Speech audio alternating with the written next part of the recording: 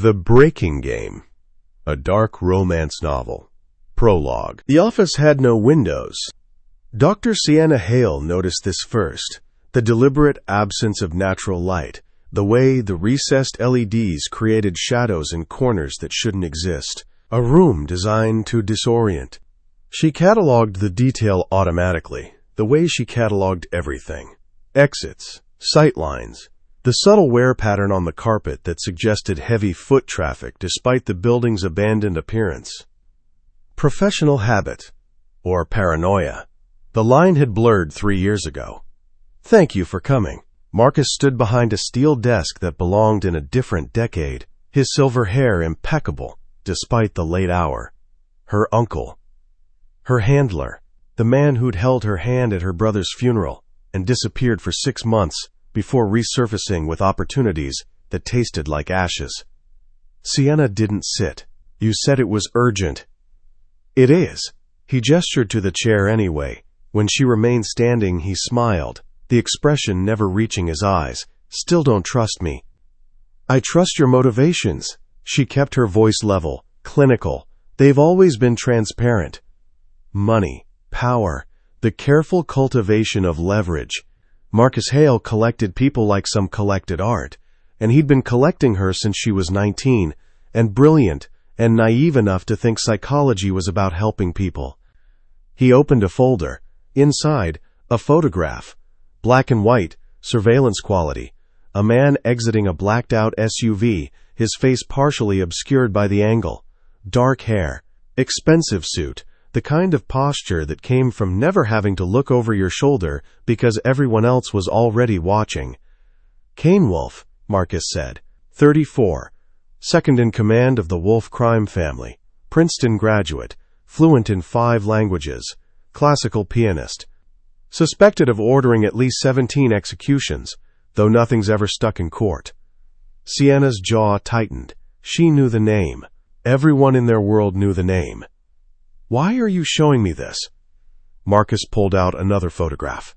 This one she recognized immediately. Her own face, younger, standing beside a grinning boy with her same dark eyes. Ethan, her brother. Dead at 23, in what the police called a, quote, wrong place, wrong time, shooting outside a warehouse the Wolf organization just happened to own. "I know what you're going to say," she turned toward the door, "and the answer is no." "Sienna."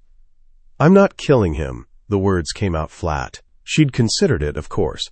Spent months planning scenarios, access points, untraceable methods.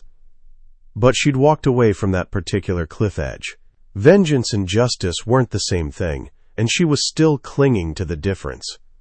"I'm not asking you to kill him."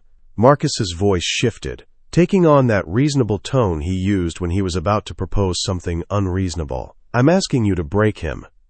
She stopped. Turned slowly. "Dmitry Volkov has brokered an arrangement." Marcus pulled out more papers. Contracts. Photographs of men in expensive suits shaking hands across restaurant tables. "A marriage. Between our organization and the Wolves." "Your organization," Sienna corrected. "I consult. I don't join." "Semantics. The point is, Volkov is offering you as the bride." The room tilted. Sienna's fingers curled into fists. "Excuse me? Your credentials are impeccable." Ph.D. from Stanford. Published research on trauma-based behavioral modification. Former DoD consultant. On paper, you're exactly what a man like Kane Wolf would want. Intelligent, accomplished, presentable. Someone who enhances his image while solidifying business ties. "I'm not a bargaining chip." "No," Marcus met her eyes. "You're a weapon." Silence filled the space between them. Sienna's mind was already working through the implications, the possibilities, even as rage simmered beneath her professional detachment. "You want me to marry him." "I want you to destroy him," Marcus leaned forward.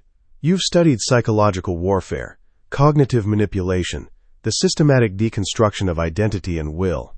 You've written papers on it, consulted on programs I can't officially acknowledge, but you've never had a real subject, someone worthy of your skills. This is insane." This is justice. His voice hardened. Ethan died because of wolf operations. The police won't touch them. The FBI's been trying for a decade and gotten nowhere. But you can get inside his head, learn how he thinks, find the pressure points. And when you've mapped every vulnerability, every weakness, every crack in that glacier facade he wears. Marcus's smile was cold and sharp. You break him from the inside out. Sienna stared at the photograph of Cane Wolf. Even in surveillance quality, something about him radiated danger. Intelligence. The kind of predator who made you feel like prey without ever showing teeth. He'll never agree to it. He already has. Marcus slid across another document. Signed this morning. The marriage is in 3 weeks. He thinks he's getting a trophy wife with useful connections. He has no idea what you're capable of. And Volkov? What's his angle? Peace between the families. Or, that's the official story.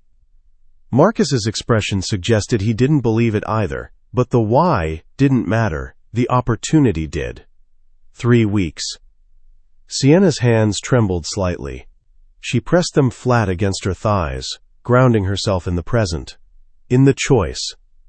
She thought about Ethan's laugh, the way he'd always believed the best in people, even when evidence suggested otherwise. How he'd wanted to be a teacher because he thought everyone deserved a second chance. He'd died bleeding out on concrete, alone, while someone's second chance drove away. What do I get? Her voice came out steady. When it's done. When he's broken. Everything in this folder. Marcus tapped another file she hadn't noticed, thick, official-looking. Proof that it wasn't Wolf who pulled the trigger, but proof of everyone who gave the order, who covered it up, who profited. Enough to bury them all legally, the right way. Justice, not vengeance. The distinction mattered. I'll need complete autonomy, no interference, no timeline. Agreed. And if I decide he's not guilty, then you walk away. Marcus's expression suggested he knew that wouldn't happen, but you won't. I've read his file. So have you. Men like Cane Wolf don't build empires without blood on their hands. Sienna picked up the photograph, studied it. The man in the image looked untouchable. Perfect posture, perfect control. The kind of control that came from years of practice, of building walls so high and thick that nothing got through. Everyone breaks. Her research had proven. Torture was crude, pain was temporary, but identity, self-concept, the narrative someone built about who they were and why they mattered, that you could shatter. If you knew how, if you had time, if you had access. An arranged marriage gave her all three. They told me he couldn't be broken, she said quietly, almost to herself. Marcus waited. Sienna set the photograph down, met her uncle's eyes. I'll do it. She didn't smile, didn't feel triumph, just cold, focused determination settling into her bones like winter. Good. Marcus stood, extending his hand. The wedding is April 15th. I'll have everything you need sent to your apartment. Background files, psychological profiles, behavioral patterns. Study them. Know him better than he knows himself.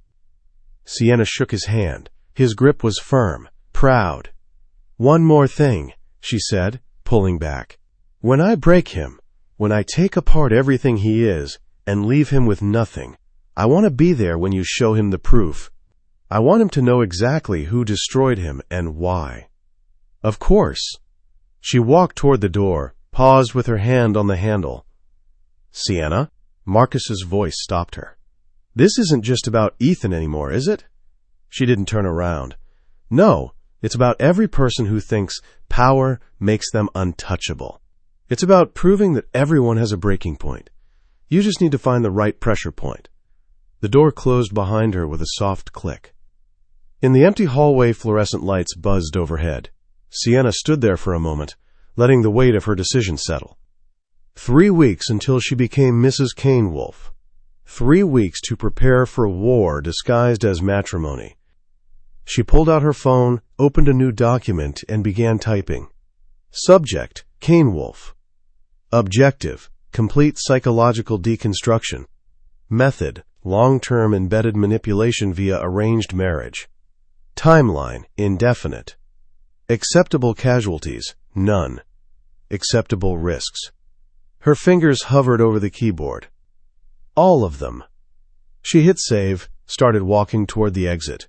Behind her, in the windowless office, Marcus Hale poured himself a drink and stared at the photograph of Kane Wolf still lying on his desk.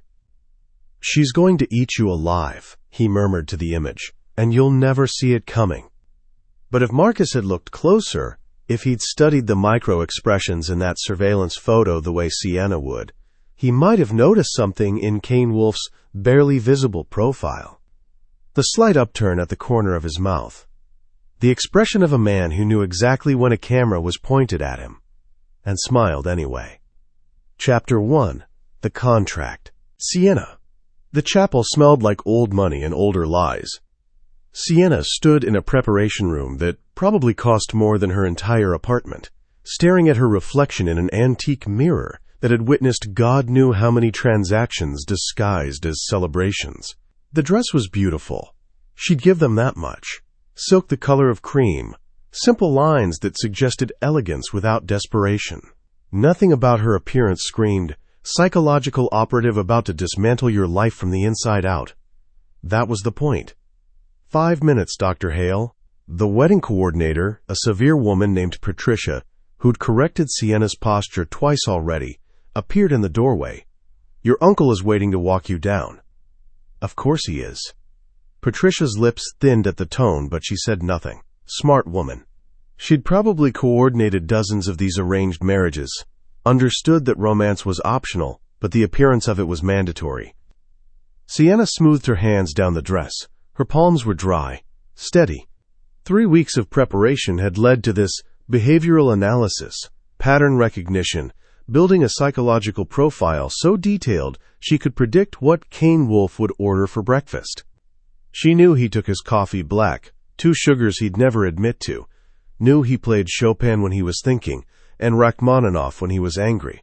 Knew the scar on his left shoulder came from a knife fight when he was 19, protecting his younger sister from a rival family's enforcer. Knew he'd killed the enforcer 3 days later and made it look like a heart attack. She knew everything, except what he looked like when he smiled. Every photograph in Marcus's files showed the same controlled expression. Not quite cold, not quite warm, calculated neutrality. The face of a man who'd learned early that emotions were leverage, and leverage got you killed. "Dr. Hale?" Sienna turned. Marcus stood in the doorway wearing a charcoal suit that probably cost more than most people's cars. He looked proud, paternal, everything he'd never actually been. "Ready?" "Does it matter?" His smile was thin. "Not particularly, but the performance matters. Remember that." Performance, right. She was Dr. Sienna Hale, brilliant psychologist, daughter of a consulting firm that didn't technically exist. She was marrying Kane Wolf to solidify business ties between families. She was nervous, but hopeful. Anxious, but optimistic about this new chapter. She was none of those things. But she could perform them flawlessly. Marcus offered his arm. Sienna took it, letting him lead her into the hallway. Classical music drifted from the chapel. Something baroque, precise, emotionless, perfect. "Last chance," Marcus murmured as they approached the double doors. "Say the word and we extract you. Different plan, different timeline." "No." "Sienna." "I said no." She met his eyes. "I'm finishing this." The doors opened. The chapel was smaller than she'd expected. Maybe 30 people, all of them watching with the kind of detached interest reserved for business transactions. She recognized faces from the files. Wolf family members, associates, people who'd built empires on moral flexibility and selective amnesia. And at the altar, waiting with his hands clasped loosely in front of him, stood Kane Wolf. Sienna's breath caught. The photographs hadn't prepared her. Couldn't have. They'd captured his features. Dark hair, sharp jawline, the kind of bone structure that suggested aristocratic genetics mixing with something harder, more dangerous. But they hadn't captured the presence. the way he seemed to occupy space like he owned it on a molecular level. He watched her approach with that same neutral expression from the surveillance photos. No smile, no warmth, just assessment. She assessed him right back. 6'2". Probably 190, most of it muscle kept lean through what the files suggested was an obsessive training regimen. Tom Ford suit, custom fitted. Shoes polished to a mirror shine. Wedding ring already on his left hand. Gold. Simple. Probably chosen by someone else, because men like Kane Wolf didn't waste time on symbolic jewelry. His eyes were gray. The files had said blue, but they were wrong. Gray like winter storms, like sheet metal, like nothing warm had ever lived behind them. Those eyes tracked her progress down the aisle with clinical precision, and Sienna felt something unexpected twist in her chest. Recognition. He was analyzing her the same way she was analyzing him, cataloging, measuring, searching for weaknesses. Marcus delivered her to the altar, placed her hand in Kane's, and stepped back. The officiant, a man who looked like he'd presided over funerals more often than weddings, began speaking in a monotone that suggested he knew exactly what kind of ceremony this was. Kane's hand was warm, calloused across the palm in a way that didn't match his tailored appearance. Sienna filed the detail away. He trained with weapons personally, didn't just order violence from a distance. Dr. Hale, his voice was lower than she'd expected. Controlled. The kind of voice that never needed to be raised because people listened the first time. Mr. Wolf. Kane. The corner of his mouth twitched. Almost a smile. We're getting married. Formality seems excessive. Kane, then. The officiant droned on. Something about commitment and partnership. Words that meant nothing in this context. Sienna kept her expression serene, interested, while her mind raced through possibilities. His micro-expressions were minimal. Too minimal. Most people couldn't maintain that level of control during significant life events, even arranged ones. Either he'd had extensive training in emotional regulation or he genuinely felt nothing. Sociopathy presented in approximately 1% of the general population, higher in positions of power. She'd studied it extensively. The charm, the manipulation, the fundamental inability to form genuine emotional connections. The rings? Sienna blinked. Garrett, Kane's best man and enforcer, stepped forward with a velvet box. Inside, 2 platinum bands. Simple, elegant, expensive enough to be respectable, not flashy enough to suggest insecurity. Kane took the smaller ring, lifted her left hand. Do you, Kane Wolf, take Sienna Hale to be your lawfully wedded wife? I do. He slid the ring onto her finger. It fit perfectly. Of course it did. He'd probably had her measurements before she'd agreed to this insanity. The metal was cool, final. Do you, Sienna Hale, take Kane Wolf to be your lawfully wedded husband? She looked at him, really looked, searched for something. Guilt, hesitation, humanity. Found only that same calculated neutrality. I do. The ring she placed on his finger was identical to hers. He didn't react, didn't even glance at it. By the power vested in me, I now pronounce you husband and wife. You may kiss the bride. Kane's hand came up to cup her jaw, gentle, controlled. His thumb brushed her cheekbone once before he leaned in. The kiss was brief, professional. His lips were warm, but the gesture was empty, a requirement checked off a list. When he pulled back, his expression hadn't changed at all. Applause, polite, brief, the kind reserved for successful business mergers. Congratulations, Kane murmured, still holding her face. His eyes searched hers for something. Mrs. Wolf. The name felt like a collar. Sienna smiled. Thank you. They turned to face the assembled witnesses. Kane's hand found her lower back.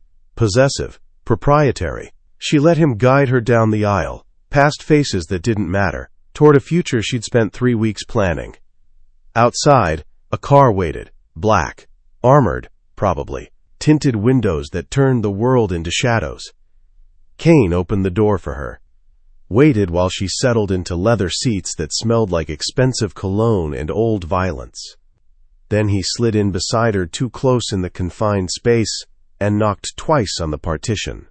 The car pulled away from the chapel, toward his estate, toward the beginning of the end. Kane. She was good. Kane watched his new wife from the corner of his eye as the car navigated through afternoon traffic. Her posture was perfect, relaxed but attentive, hands folded in her lap, head turned slightly toward the window like she was admiring the scenery. But her pupils were dilated, adrenaline response poorly masked, and her fingers kept brushing the platinum band on her left hand like she was checking to make sure it was real. Nervous, despite the flawless performance. Interesting. The reception is at 7, he said, breaking the silence. That gives you a few hours to settle in, unpack, rest if you'd like. That's considerate. She turned to face him fully. Thank you. I'm not a monster, Dr. Hale. Sienna. Her smile was small, practiced. And I never said you were. You thought it. I don't know you well enough to think anything yet. Lie. She'd been researching him for weeks. He'd watched the digital footprint, the careful queries to databases she thought were secure. Dr. Sienna Hale, clinical psychologist, former military consultant, expert in trauma-based behavioral modification, and sister to Ethan Hale, killed 3 years ago in what was officially classified as gang violence near a Wolf-owned warehouse. Kane had read her file the day Dmitry Volkov proposed the arrangement, had known immediately what this was, what she was. A weapon, aimed at his head, wrapped in silk and academic credentials. He'd signed the marriage contract anyway. Tell me something true, he said, watching her carefully. Why did you agree to this? Her expression didn't change. Business opportunities, security. My uncle believed the alliance would be mutually beneficial. Your uncle believes a lot of things. I asked about you. Sienna's jaw tightened, barely noticeable. The same reasons then, plus professional curiosity. About? You. She met his eyes. The files paint an interesting picture. Princeton-educated, classically trained pianist, fluent in 5 languages. But also suspected of ordering executions, of running operations that most people only encounter in crime novels.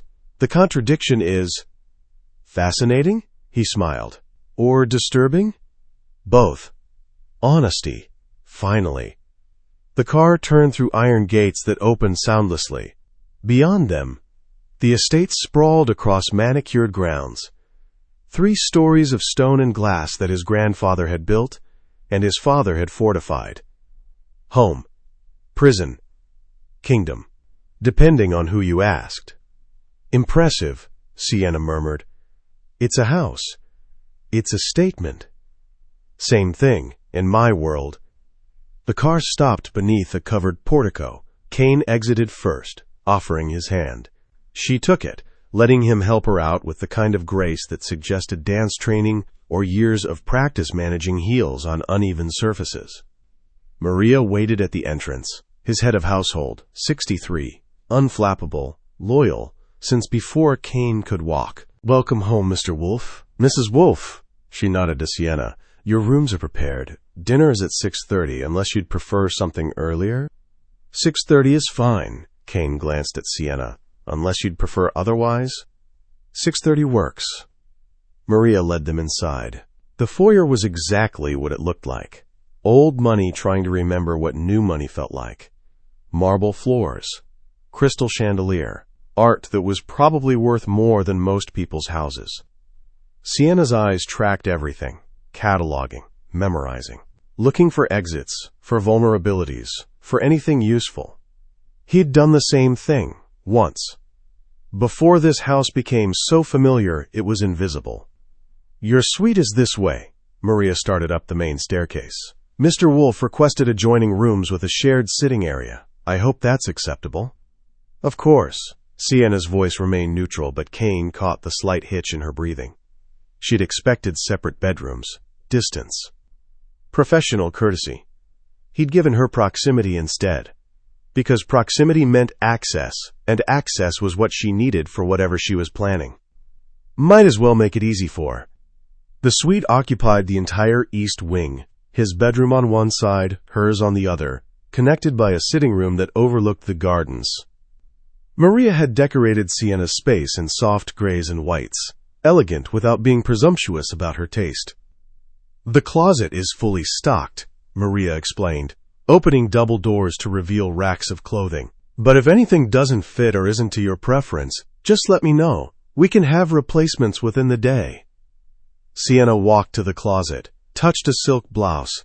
This is extensive. Mr. Wolfe provided your measurements.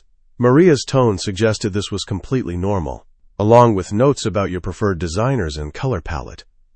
Kane watched Sienna's face, saw the moment she realized he'd been watching her for weeks too, that this wasn't one-sided surveillance.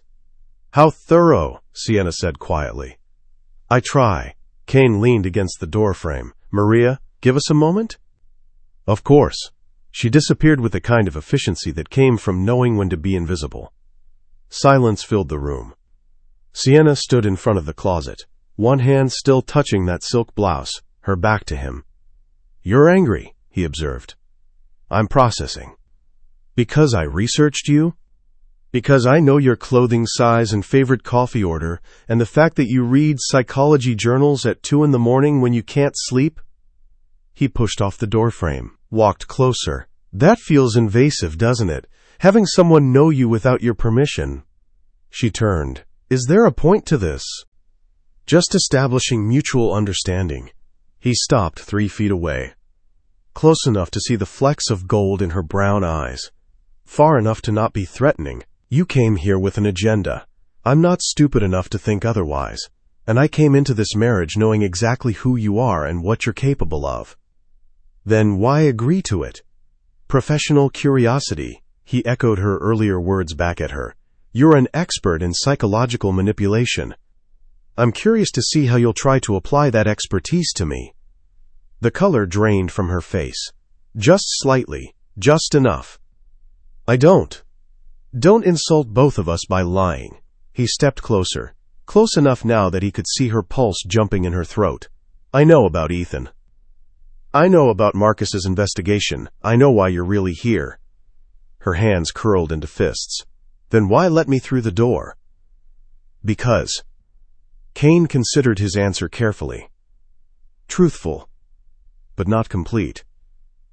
I've spent my entire life surrounded by people who want something from me.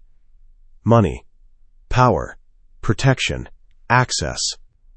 They all perform whatever version of themselves they think I need to see. It's exhausting. And I'm different how? You're honest about your dishonesty. He smiled. You're here to destroy me. You've probably spent weeks planning exactly how. And instead of pretending otherwise, instead of playing the blushing bride, he reached out, tucked a strand of hair behind her ear. She flinched. You're standing here trying to decide if you should keep pretending or just admit we're both playing the same game. Sienna's eyes narrowed. What game is that? Seeing who breaks first. The words hung between them. Challenge, invitation, threat. She didn't look away, didn't step back. And if I'm not playing? Then you're wasting both our time. Kane dropped his hand. The reception starts at 7. Wear the blue dress. It'll photograph well. We need to look like a couple who chose this, not 2 people fulfilling a contract. He walked toward the door connecting to his room. Kane? He paused, looked back. Sienna stood in the middle of her new bedroom, surrounded by expensive furniture and carefully chosen clothes, looking simultaneously like she owned the space and like she wanted to burn it down. What happens, she asked quietly, when someone wins your game? No one ever has. There's a first time for everything. Kane smiled. Really smiled, the expression feeling foreign on his face. I'm counting on it. He left her standing there, closed the door behind him, leaned against it and let out a breath he hadn't realized he was holding. She was even more dangerous than the file suggested, smart, controlled. Absolutely certain she could take him apart, piece by piece. He pulled out his phone, sent a text to Garrett. She's perfect. This is going to be fun." The response came immediately. "You're insane. She's going to eat you alive." Kane typed back. "I know. That's the fun part." He pocketed the phone, walked to his bedroom window, looked out at the gardens where, in a few hours, he'd stand beside his new wife and pretend this marriage meant nothing. Except it did mean something, just not what anyone else thought. Dr. Sienna Hale had come here to break him, to systematically dismantle everything he was and leave him with nothing. But Kane had spent his entire life building walls, learning control, mastering the art of giving people exactly what they wanted while revealing nothing real. He was very good at it. And he was genuinely curious to see if she was better. Sienna. Sienna waited until she heard Kane's footsteps retreat before she moved. Then she collapsed onto the bed, hands shaking, heart racing. He knew. He'd known from the beginning. Every carefully constructed plan, every psychological technique she'd studied, every manipulation she'd prepared, he'd known and let her walk into his house anyway. She pressed her palms against her eyes, breathed slowly, forced her pulse to steady. This wasn't over. If anything, it was more interesting now. He thought this was a game, thought he could outmaneuver her because he'd read her file and figured out her motivation, thought control was the same as immunity. He was wrong. Sienna stood, walked to the closet, found the blue dress he'd mentioned, silk, fitted, the color of midnight. It would photograph beautifully. Make her look sophisticated, powerful, exactly what a mafia wife should be. She pulled out her phone, opened the Notes app, where she'd been building her psychological profile. Added a new line. Subject aware of manipulation attempts. Believes awareness equals immunity. Proceed with advanced techniques.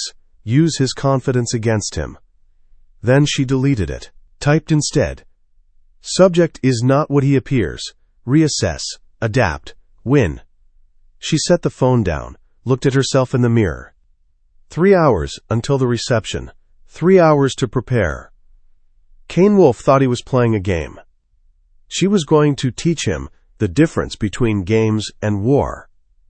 Chapter 2. The First Move. Sienna. The blue dress fit like a second skin. Sienna studied her reflection in the full-length mirror, turning slightly to check the lines. Kane had been right. It photographed well. Would photograph well. The silk caught light in ways that suggested elegance without desperation, power without aggression. She looked like exactly what she was supposed to be, a beautiful accessory to a dangerous man. The thought made her jaw clench. A soft knock interrupted her assessment. "Mrs. Wolf? It's Maria. May I come in?" "Of course." The older woman entered carrying a velvet box. "Mr. Wolf asked me to bring these up. Family heirlooms, apparently. He thought you might wear them tonight." She opened the box. Inside, a diamond necklace that probably cost more than Sienna's entire education. The stones were flawless, set in platinum that looked antique but well-maintained. "His mother's," Maria said quietly. "He hasn't let anyone touch these since she died." Sienna's fingers hovered over the necklace. This was a test. Had to be. Kane had admitted he knew her agenda, so everything now was strategic. Giving her his dead mother's jewelry meant something. Either he was establishing dominance by showing he controlled even sentimental objects, or he was offering vulnerability, bait disguised as trust. "They're beautiful," Sienna said carefully. "May I?" Maria lifted the necklace. Sienna turned, letting the woman fasten it around her throat. The weight was substantial, cold against her skin. She touched the largest diamond, felt its sharp edges. A collar made of dead woman's jewelry. Perfect. "He's waiting downstairs," Maria said. "When you're ready." "Thank you." Alone again, Sienna checked her appearance one final time. Hair swept up, minimal makeup, the necklace drawing attention to her collarbones. She looked composed. Confident. Nothing like the woman whose hands had been shaking 3 hours ago. Performance. It was all performance. She descended the main staircase slowly, one hand trailing along the marble banister. Classical music drifted up from below. Chopin, she recognized.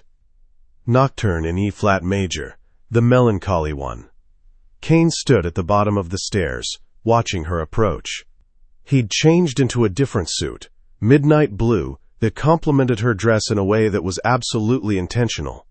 His expression remained neutral, but something flickered in his gray eyes when he saw the necklace. "It suits you," he said when she reached him. "Maria said it was your mother's." "It was." "That's a significant gesture. For a marriage, that's just business." His mouth twitched.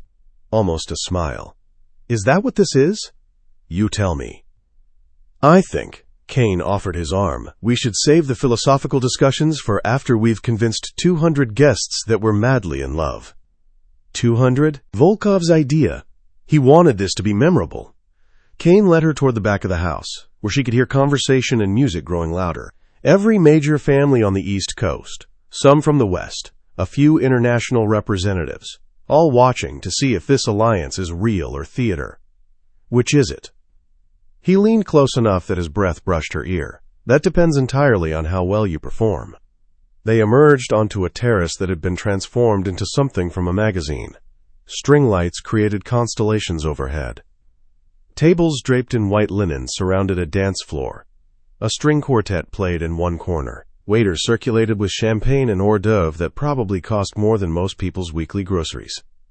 And everywhere, people turned to stare. Sienna felt the weight of 200 pairs of eyes assessing her, judging, calculating what this marriage meant for their own interests. "Smile," Kane murmured. "You're supposed to be happy." She smiled, let it reach her eyes through sheer force of will. A man approached immediately, silver-haired, expensive suit, the kind of presence that suggested he was used to being the most important person in any room. Dmitry Volkov. Kane. And the beautiful bride. His accent was faint but present. Russian Sienna knew from the files. "You look radiant, my dear." "Thank you, Mr. Volkov." "Dmitry, please. We're family now, after all." He lifted his champagne glass.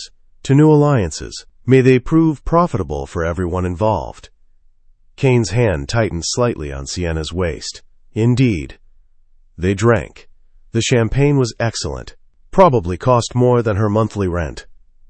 "I trust everything is to your satisfaction?" Volkov's eyes moved between them, searching for cracks. "Perfectly," Sienna said before Kane could respond. "Kane has been very accommodating." "Has he?" Volkov's smile didn't reach his eyes. "How fortunate. Arranged marriages can be so awkward. But you two seem quite comfortable together." "We're making it work," Kane said smoothly. "Good, good." Volkov gestured toward the crowd. "You should mingle, let people see the happy couple, reassure them that this alliance is more than just paperwork." It was a dismissal, polite, but absolute. Kane guided Sienna away, toward a cluster of people she didn't recognize. "That was interesting." "What?" "You took control of the conversation, answered before I could, established that you're not just decoration." His voice held something that might have been approval. Volkov noticed. "Good." "Is it?" Kane accepted 2 champagne flutes from a passing waiter, handed her one. "He's trying to figure out if you're an asset or a liability to me. You just showed him you have agency. That makes you unpredictable." "And unpredictable is dangerous?" "In our world? Always." He touched his glass to hers. "But also more interesting than predictable." They drank. Sienna let the champagne sit on her tongue for a moment, analyzing the taste while her mind raced through implications. Kane was right. She'd made a tactical error by speaking first, had shown too much independence too quickly. Or had she? If everyone expected her to be submissive, then deviating from that expectation created cognitive dissonance, made them reassess. Wonder what else they'd gotten wrong about her. Strategic vulnerability disguised as confidence.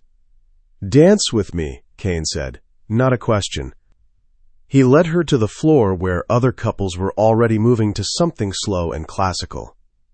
His hand found her waist, pulled her closer than strictly necessary for a waltz. Her hand rested on his shoulder, feeling the tension in the muscles beneath expensive fabric. "You're thinking too hard," he murmured. "I can practically hear the gears turning. Maybe I'm just nervous. First dance as a married couple, very symbolic." "You don't get nervous." "Everyone gets nervous." "Not you." His gray eyes searched her face. "You're too controlled for that. Too good at managing your emotional responses. Which means right now, you're running calculations. Figuring out how to use this moment. This proximity." Sienna met his gaze steadily. "And if I am? Then I'm doing the same thing." They turned together, perfectly synchronized, despite never having danced before. Kane led well, firm grip, clear signals, the kind of confidence that came from years of practice. "You're good at this," Sienna observed. "Mandatory lessons. Age 6 through 12. My mother insisted." Something flickered across his face. "She believed civilized men should know how to dance, play piano, speak multiple languages. That cultivation separated us from the violence we trafficked in. Did it work? No." His smile was sharp. "But I can waltz beautifully while ordering someone's execution, so there's that." Sienna laughed before she could stop herself. Real laughter, surprised and genuine. Kane's expression shifted, just slightly, just enough that she caught it. Surprise. He hadn't expected to make her laugh. "Tell me something true," she said, echoing his question from the car. "Why did your mother's opinion matter so much?" The question was strategic. Establish rapport through shared vulnerability. Create the illusion of emotional intimacy. Basic manipulation technique. But Kane didn't answer immediately. He turned them through a complicated step, buying time, his hand firm against her lower back. "Because she was the only person in my life who believed I could be more than what I became," he said finally. "And she was wrong, but I still wanted to prove her right." Truth. Real truth. Sienna felt it in the way his voice roughened slightly, in the micro-expression that crossed his face before he locked it down again. She'd expected deflection, lies, the practiced charm sociopaths use to simulate emotion. This was actual vulnerability. "How did she die?" Sienna kept her voice gentle, professional, the tone she'd used with patients back when she'd actually helped people instead of destroying them. "Car accident. Officially." His jaw tightened. "Brake line cut. Someone wanted to send my father a message. She was just collateral damage." "I'm sorry." "Are you?" He looked at her. Really looked. "Or are you filing that information away, noting that I have attachment issues related to maternal loss? Planning how to exploit it later?" Sienna's breath caught. He was right. She had been doing exactly that. "Both," she admitted. "I can be sorry about your mother and still recognize it as a psychological pressure point. They're not mutually exclusive." "Honest. I appreciate that." The music shifted to something slower. Kane pulled her closer until there was barely any space between them. "Here's something else true. I know you're trying to get inside my head, map my vulnerabilities, find the cracks, and I'm letting you because I want to see what you'll do with the information. That's a dangerous game. All the best ones are." They turned together, surrounded by other couples who were probably having normal conversations about weather and business and safe topics, not discussing psychological warfare disguised as marriage. Sienna became aware of how warm Kane was, how solid, how his hand spanned her entire lower back, fingers spread possessively, how close their faces were, close enough that if she tilted her head up slightly, their mouths would meet. She looked away, focused on a point over his shoulder. "Sienna." His voice was low, dangerous. "Look at me." She did.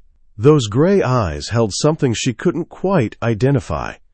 Not desire, though there was heat there. Not affection, though the way he looked at her suggested he found her interesting. Something else. Something calculating and curious and entirely too intelligent. "What are you thinking?" she asked. "That this is going to be much more complicated than either of us planned. Because I'm not what you expected?" Because you're exactly what I expected, and that terrifies me." The honesty in his voice made her chest tighten. This was a man who'd admitted he knew she was trying to destroy him, who'd claimed he was playing his own game, now confessing to fear. Either he was a better manipulator than she'd given him credit for, or he was telling the truth. The music ended. Applause rippled through the crowd. Kane stepped back, maintaining only hand contact, and led her off the floor. "We should eat something," he said, his voice returning to normal, controlled, "before Volkov corners us again." They moved toward one of the tables. Garrett appeared beside them almost immediately, his expression concerned. "Boss, we have a situation." Kane's entire demeanor shifted. The man who'd been dancing and discussing dead mothers disappeared, replaced by something harder, colder. "What kind of situation?" "Petrov family. 3 of them just arrived. Uninvited." Sienna saw Kane's jaw tighten, saw his hand curl into a fist before he forced it to relax. "Where?" "East entrance. Marco's stalling them, but—" "I'll handle it." Kane looked at Sienna. "Stay here. Don't leave Garrett's sight." "What's happening?" "Nothing you need to worry about." His tone suggested the conversation was over. He walked away, moving through the crowd with the kind of purpose that made people step aside without realizing they were doing it. Sienna watched him go, then looked at Garrett. "The Petrov family?" she said. "They're rivals?" "That's a polite word for it." "And they're crashing our wedding reception because—" Garrett's expression was unreadable. "Because they want to see if Kane's really stupid enough to marry Marcus Hale's niece. Or if this is some elaborate setup." "Setup for what?" "For the war everyone knows is coming." He crossed his arms. "You really don't know what you walked into, do you?" Sienna's pulse spiked. "Enlighten me." "Your uncle's been moving against the Wolves for months. Quiet operations, financial pressure, turning allies. Everyone in our world knows it. And everyone's wondering why Kane would marry into a family that's actively trying to destroy him. Maybe he's smarter than you think. Or maybe," Garrett leaned closer, "you're not as smart as you think, and you just became a pawn in a game you don't understand." Kane. The Petrov brothers stood at the east entrance, like they owned it. Victor, Alexei, and Mikhail, 3 degrees of dangerous wrapped in expensive suits and too much cologne. Kane approached them with his hands in his pockets, relaxed, unthreatening. "Gentlemen, I don't recall sending you invitations." Victor, the eldest, the smartest, the one Kane actually respected, smiled. "Weddings are such public affairs. We thought we'd pay our respects." "How thoughtful." "Beautiful ceremony," Alexei added. He was the muscle, all brawn, minimal brain. "Though I was surprised by the bride's family connections. Marcus Hale's niece? That's bold." "Or stupid," Mikhail finished. "The youngest, the cruelest, depending on your perspective."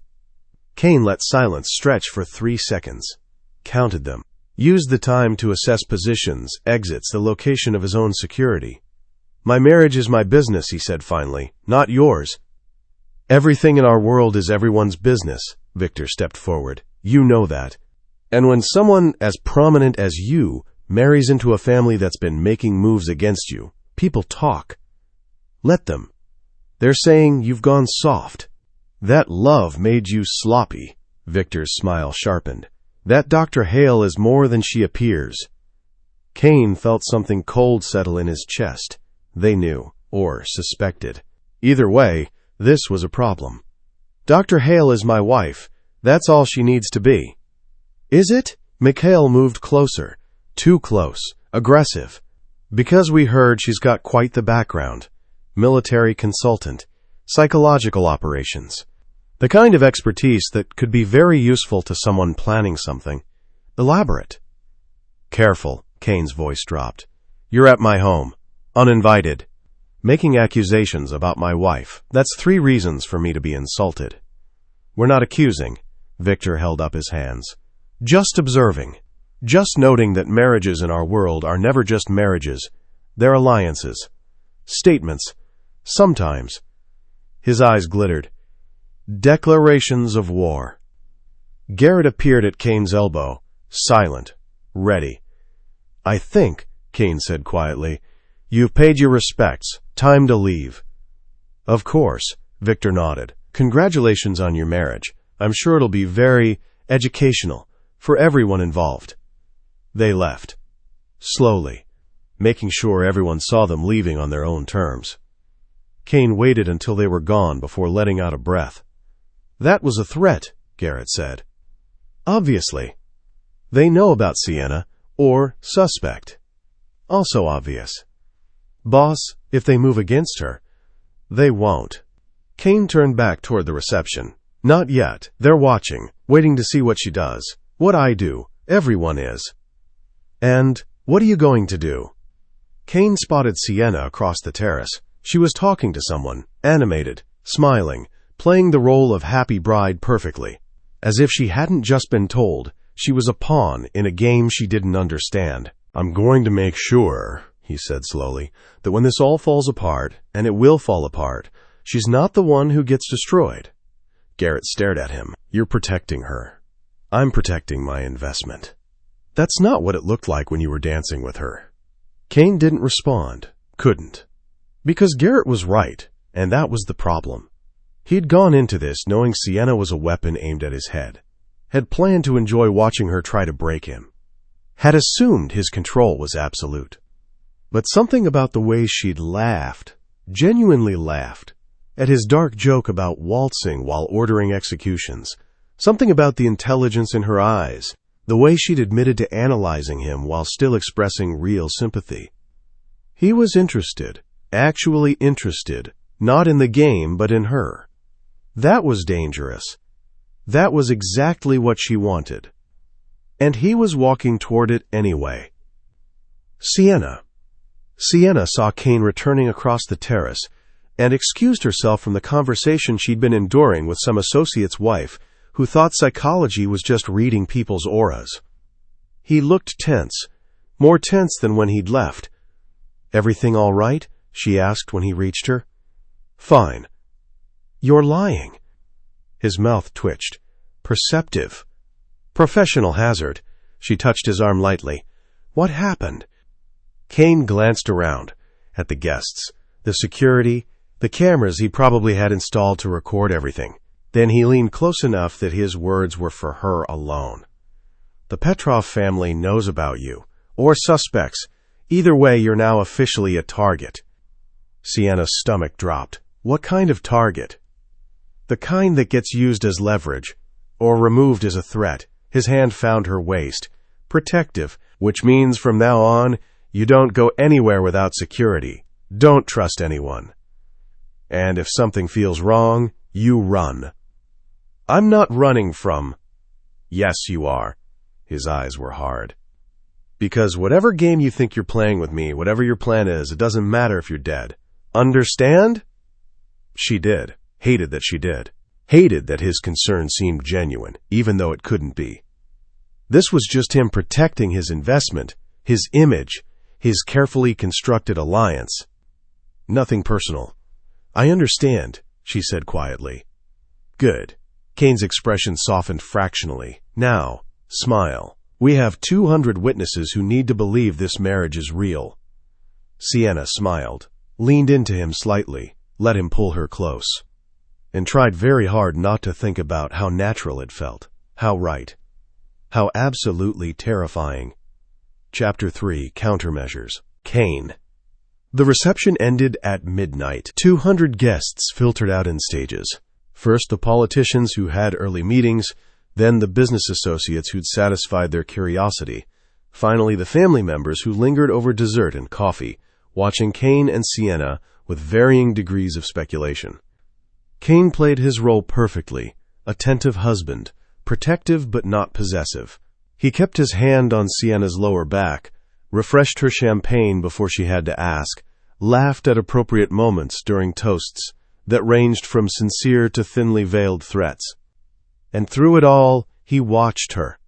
The way she adapted to each conversation, how she remembered names after a single introduction, the micro-adjustments she made to her posture and tone depending on who she was talking to, more deferential with the older generation, more confident with peers, carefully neutral with anyone who seemed dangerous.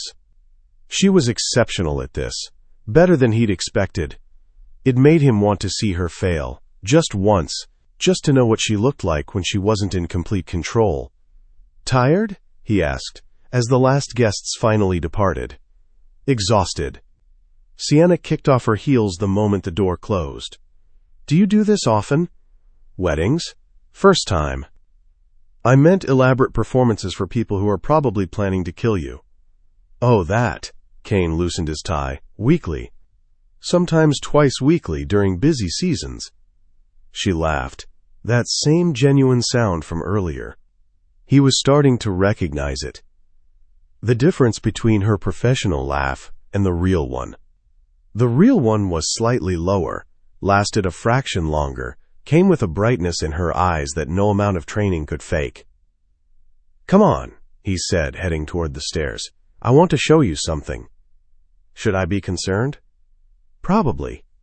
She followed him anyway. Up the main staircase, past their suite, up another flight to the 3rd floor. This level was different, less polished, more personal. Storage rooms. His sister's old bedroom. The library that no one used except him. And at the end of the hallway, behind a door that looked like every other door, his studio. Kane unlocked it. Pushed it open. The room was soundproofed. He'd insisted on that when he had it built. Hardwood floors. Floor-to-ceiling windows overlooking the gardens, currently showing nothing but darkness and their own reflections. And in the center, a Steinway grand piano that had cost more than most people's cars. "This is where you disappear to," Sienna said quietly. "The files mentioned you played, but not this. The files don't know everything." He sat at the bench, ran his fingers over the keys without pressing down. Muscle memory from thousands of hours spent here, working through problems he couldn't solve with violence or money. "Play something," Sienna said. "What do you want to hear?" "Whatever you're thinking about right now." Kane's hands found the keys. Started with Rachmaninoff. Prelude in C-sharp minor. Dark. Complicated. The piece he'd been obsessed with at 16 when he'd first realized what his future actually held. The music filled the room. Aggressive. Melancholy. All the emotions he'd spent years learning to suppress, finding expression through movement and sound. He felt rather than saw Sienna move closer. She didn't interrupt. Just listened. When the piece ended, silence rushed back in like a physical presence. "That was beautiful," she said, "and terrifying.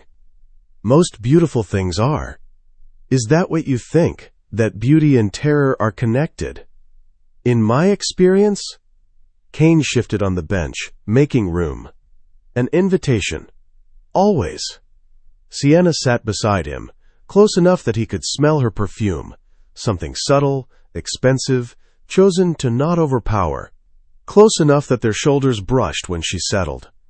"Do you play?" he asked. "I took lessons as a child. Never got past basic competency." "Show me." "I'll embarrass myself." "I doubt that. You're not capable of genuine embarrassment. You can simulate it, but actually feeling it?" He shook his head. "That would require caring what someone else thinks of you." Her jaw tightened. "You don't know me well enough to make that assessment." "Don't I?" Kane leaned slightly closer. "You're a clinical psychologist who specialized in trauma manipulation. You've spent years learning to read people, predict them, control them. That requires emotional distance, detachment. You can't be vulnerable and do what you do. And you can be vulnerable while running a criminal empire? No, he smiled. That's why we're perfect for each other. Two people incapable of genuine connection, forced to perform intimacy for public consumption. Except you're wrong. Sienna turned to face him fully. I am capable of connection. I loved my brother. I mourned him. I still mourn him. Truth. He heard it in her voice. Saw it in the way her eyes went slightly glassy before she blinked the emotion away. I know, Kane said quietly. I read the files on his death, the police reports. Witness statements. I know he died because he was in the wrong place at the wrong time. I know the shooter was never caught, and I know you blame me for it. Do you blame yourself? The question caught him off guard. He'd expected accusations, anger, not genuine curiosity about his feelings on the matter. I blame the system that makes deaths like his inevitable, he said finally. The violence is part of the structure. Your brother, my mother, countless others, they're all collateral damage in a war that's been going on since before either of us was born. That's a convenient way to avoid responsibility. It's the truth. I didn't pull the trigger that killed Ethan. But I participate in a world where triggers get pulled every day, so yes, I bear some responsibility. Just not all of it. Sienna studied him for a long moment. He could practically see her mind working, analyzing, filing away information for later use. You're not what I expected, she said finally. What did you expect? A monster. Someone completely divorced from humanity. Incapable of remorse or self-reflection. Sorry to disappoint. I didn't say I was disappointed. Her hand moved to the keys, hesitated. I said you weren't what I expected. That makes you more dangerous, not less. She played something simple, a Mozart piece every beginning student learned. Her technique was adequate, but mechanical, following the notes without understanding the emotional architecture beneath them. Cain placed his hands over hers, guided her fingers to different positions. You're thinking too much, he said, close enough that his breath stirred her hair. Let the music think for you. That doesn't make sense. It does if you let it. He played the same piece, their hands moving together. Showed her how a slight pause here, a softer touch there, transformed competent execution into something that actually meant something. Sienna's breathing changed. Became slower, deeper. She was focusing completely on the sensation, the feel of the keys, the sound, his hands over hers. This was a mistake. He knew it even as he continued. Because this wasn't manipulation, wasn't strategy, this was just sharing something, teaching her something, wanting her to understand this one piece of himself that had nothing to do with violence or control. When the piece ended, neither of them moved. Thank you, Sienna said quietly. For what? For this. For, she gestured at the piano, the room, for showing me something real. Cain should have pulled away then, should have made a cutting remark about how nothing in their marriage was real, how this was just another move in their ongoing game. Instead, he said, I have a room, in the East Wing, no one goes there. Not Maria, not security, not anyone. Why are you telling me this? Because you're going to find out anyway, and I'd rather you know I'm aware you'll be looking. What's in the room? Everything I don't want anyone to see. He stood, putting distance between them. My mother's things, letters, photographs. The kind of personal artifacts that could be weaponized against me if someone knew how. Then why tell me where it is? Cain walked to the window, looked out at nothing. Because I want to see what you'll do with the information. Whether you'll use it immediately, save it for later, or pretend you never heard it. This is a test. Everything is a test. You should know that by now. He heard her stand, heard the whisper of silk as she moved closer. What if I refuse to play? She asked. Then you're not who I think you are, and that would be disappointing. Because you want me to try to destroy you. Because I want you to try. Whether you succeed is a different question. Sienna appeared beside him, reflected in the dark glass. Her makeup had faded slightly over the course of the evening. She looked tired, real. I don't understand you, she admitted. Good. Understanding ruins all the interesting parts. Is that what we are? Interesting? Cain turned to face her. They were close again, too close. He could count the gold flecks in her brown eyes, see the exact moment her pupils dilated slightly. Attraction, physical response. She was feeling it too, even though she shouldn't be, even though this was supposed to be purely professional for both of them. We're something, he said. I haven't decided what yet. And when you decide, you'll be the first to know. He moved past her, toward the door, paused with his hand on the frame. The room is on the 3rd floor, East Wing. Last door on the left. The lock is an 8-digit code. My mother's birthday in reverse. He rattled off the numbers. I'm telling you this because I want you to go there. I want you to look through everything. And I want to see if you're ruthless enough to use what you find. Why? Because if you're not ruthless enough to hurt me, then you're not strong enough to survive what's coming. And I need you to survive. For your alliance. Your image. Sure, he smiled. Let's call it that. He left her standing in the studio, surrounded by windows that showed nothing but darkness and her own reflection. Sienna waited until she heard Kane's footsteps fade before she moved. Then she collapsed into the piano bench, hands shaking. What the hell was that? She pressed her palms against her eyes, forced herself to breathe slowly, analyzed what had just happened with the clinical detachment she'd spent years perfecting.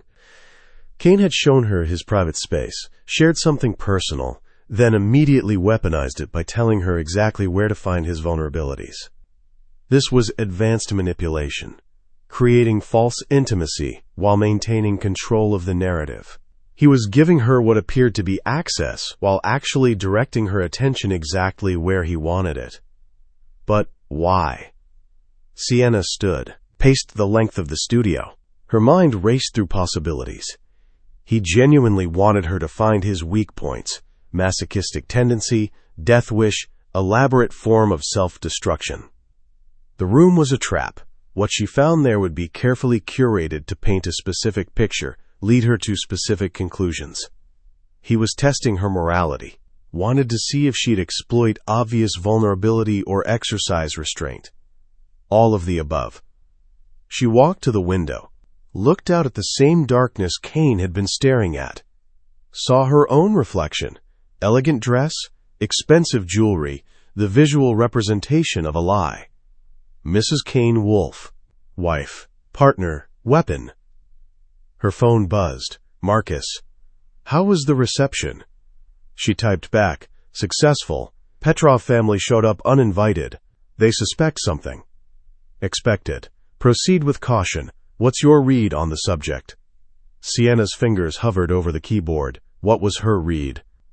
Kane was intelligent, perceptive, self-aware to a degree that made manipulation difficult. He'd admitted knowing her agenda from the beginning, which meant every interaction was now a double blind. She was analyzing him while he analyzed her analyzing him. But he'd also shown genuine emotion. The way he'd talked about his mother, the vulnerability in his voice when he'd played Rachmaninoff, the careful way he'd guided her hands through the Mozart piece, like it actually mattered that she understood. That couldn't all be performance, could it? She typed. Complex, more self-aware than anticipated. Proceeding with modified approach. Don't get distracted. Remember why you're there. I remember. She deleted the conversation, pocketed the phone. The smart move was to go to the room. Tonight, while Kane expected it, catalog everything. Find the pressure points he'd essentially handed her on a silver platter. The smarter move was to wait, refuse the obvious bait. Demonstrate restraint and unpredictability. The smartest move was to question why she was even debating this instead of just doing her job. Sienna walked out of the studio, down the hallway, past her suite, toward the east wing. She stopped at the last door on the left. 8-digit code. His mother's birthday in reverse. She raised her hand to the keypad.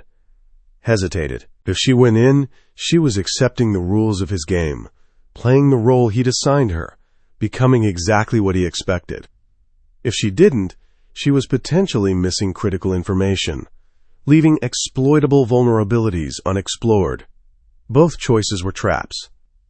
She punched in the code. The lock clicked. The door swung open. Inside, darkness. She felt along the wall for a light switch. Found it. Fluorescent panels flickered to life. The room was smaller than she'd expected, more like a large closet than an actual room. Metal shelving lined 3 walls packed with boxes labeled in precise handwriting. A single wooden chair sat in the center, nothing else. Sienna stepped inside, pulled down the nearest box. Photographs, hundreds of them, Kane as a child, maybe 7 or 8, standing beside a woman with his same gray eyes and slight smile. His mother. She was beautiful, looked kind, the kind of person who probably baked cookies and attended school plays and genuinely believed the world could be good if you tried hard enough. The kind of person who died because someone wanted to send a message. Sienna felt something twist in her chest. Actual sympathy. She set the photos aside. Opened another box. Letters, written in the same precise handwriting. From his mother to Kane, dated over several years. She picked one at random. My dearest Kane, I know your father wants you to be strong, to be hard, to build walls so high that nothing can hurt you. But walls keep love out as effectively as they keep pain out. Don't forget that there's strength and softness too, in allowing yourself to feel, to connect. You're 7 years old. You shouldn't have to learn these lessons yet. But I see how you watch everything, analyze everything, prepare for threats that haven't materialized. My brilliant, careful boy. Please remember that not everything is a game. Some things, love, trust, vulnerability, only work if you approach them honestly, without strategy. I love you. Always. Mom. Sienna set the letter down carefully, picked up another, and another, each one similar. A mother watching her son turn into something she recognized but didn't want for him. Trying desperately to preserve his humanity, while knowing the world he'd inherit would require him to bury it. The last letter was dated 3 days before her death. Kane, if you're reading this, then I'm gone, and I'm sorry, not for dying. That wasn't in my control, but for leaving you alone in a world that will try to turn you into something you're not. You're not a monster. You're not incapable of love, you're just afraid, and fear is the most natural thing in the world. But here's what I need you to understand. The walls you build to protect yourself will eventually become your prison. The control you maintain to feel safe will eventually leave you isolated. And the game you think you're playing with life will eventually cost you everything real. Find someone who sees through your performance. Someone who isn't afraid of your intelligence or your power. Someone who makes you want to be honest. And when you find them, choose vulnerability over control. Choose connection over safety. It will be the hardest thing you've ever done, but it will also be the only thing that saves you. I love you, even if you forget how to love yourself. Mom. Sienna's hands were shaking. She set the letter down, stared at it. This wasn't what she'd expected. She'd thought she'd find evidence of violence, proof of crimes. Something she could actually use against him. Instead, she'd found a roadmap of everything Kane was afraid of, everything he'd spent years trying to avoid becoming. This was worse than evidence. This was understanding. She stood, started putting the boxes back. Her hands moved automatically while her mind raced. Kane had told her to come here, had given her the code, had known exactly what she'd find. He'd handed her the blueprint to destroying him. Not through blackmail or exposure, but through emotional connection, by being exactly what his mother had told him to find. Someone who saw through his performance. Someone who wasn't afraid of his intelligence or power. Someone who made him want to be honest. And she'd walked directly into it, thinking she was the one in control, thinking she was the predator. But Kane had been playing a different game entirely, not trying to protect himself from her manipulation, but trying to see if she was capable of something real, if she could be what his mother had told him to find. And if she could, then he'd given her the ability to hurt him in ways that had nothing to do with psychological warfare. Sienna turned off the light, closed the door, stood in the dark hallway with her heart pounding. She should leave, walk away, tell Marcus this was too complicated, too dangerous, abort the mission. Instead, she walked back to her suite, sat on the edge of her bed, pulled out her phone and opened her notes. Stared at the psychological profile she'd been building. Then deleted it. All of it. Started typing something new. Subject is not what he appears. Neither am I. Reassess. Who is being manipulated? Answer, both of us. Next move, unknown. She saved it, set the phone aside. Tomorrow, she'd figure out what to do with the information, how to proceed, whether to tell Marcus what she'd found. Tonight, she just sat in the expensive bedroom of her arranged marriage husband and tried very hard not to think about how perfectly he'd predicted exactly what she'd do, how he'd turned her own techniques against her, how she'd actually wanted, to understand him when she'd read those letters, and how absolutely terrified that made her. Kane sat in his own bedroom, laptop open, watching the security feed from the third-floor hallway. He'd watched Sienna stand outside the door for 47 seconds before entering, watched the light turn on, watched shadows move behind the frosted glass panel. She'd stayed for 18 minutes, long enough to read some of the letters, maybe all of them. Now she was back in her room, sitting on her bed, staring at her phone with an expression he couldn't quite read even through high-definition surveillance. Garrett's text appeared, "You showed her the letters?" Kane typed back, "Yes." "You're insane." "Probably. What if she uses them? Then I'll know she's not strong enough for what comes next." "And if she doesn't?" Kane looked at the screen, at Sienna sitting alone, looking lost in a way he recognized because he'd felt it himself countless times. Then things get interesting.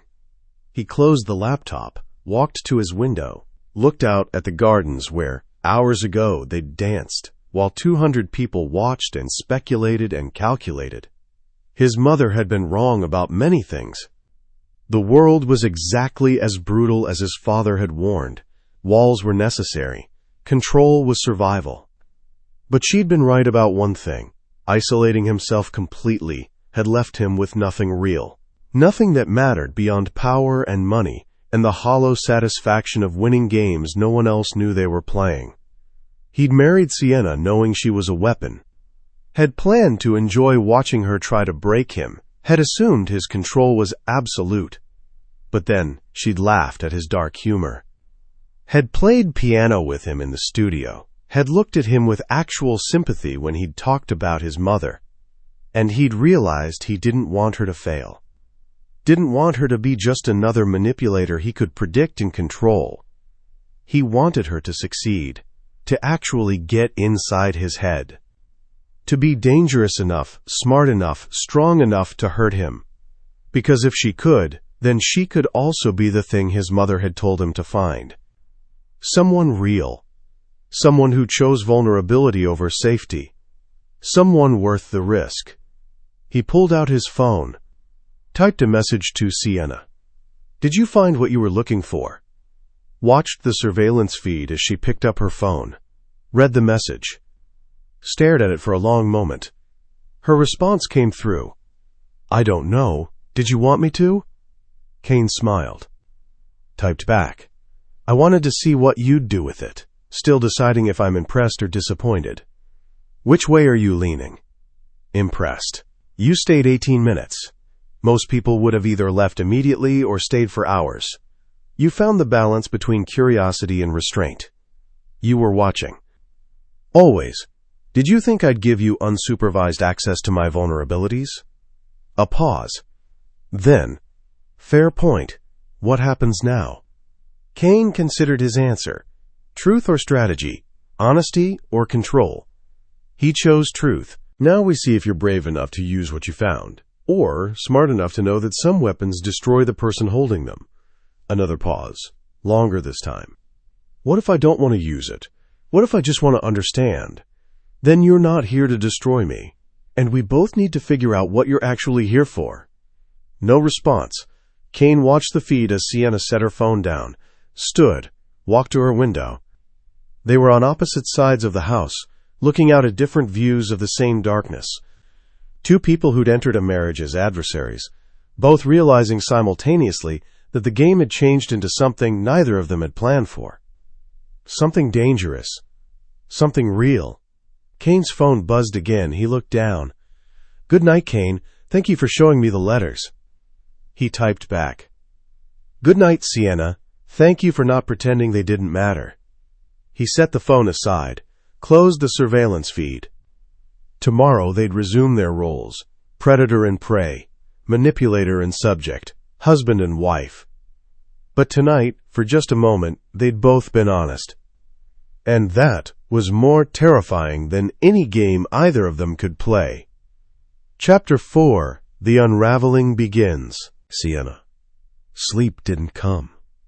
Sienna lay in expensive sheets staring at the ceiling, watching shadows shift as clouds passed over the moon. Her mind refused to quiet, replaying the evening on an endless loop. The reception, the dance, the piano, the letters. Choose vulnerability over control.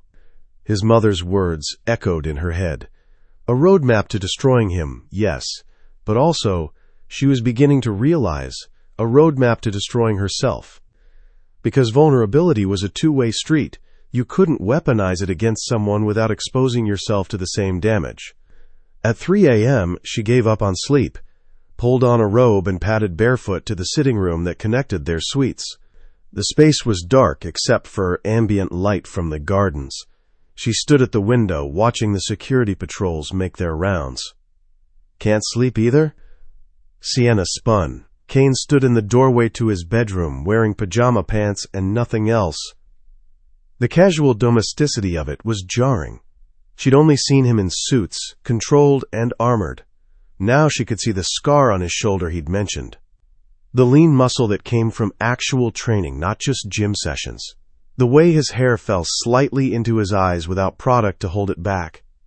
He looked younger, more human, more dangerous. "I thought you'd be asleep," she said. "I thought the same about you." He moved to the window, maintaining careful distance. Guilty conscience keeping you up, or just planning your next move? Neither. Both. She wrapped her arms around herself.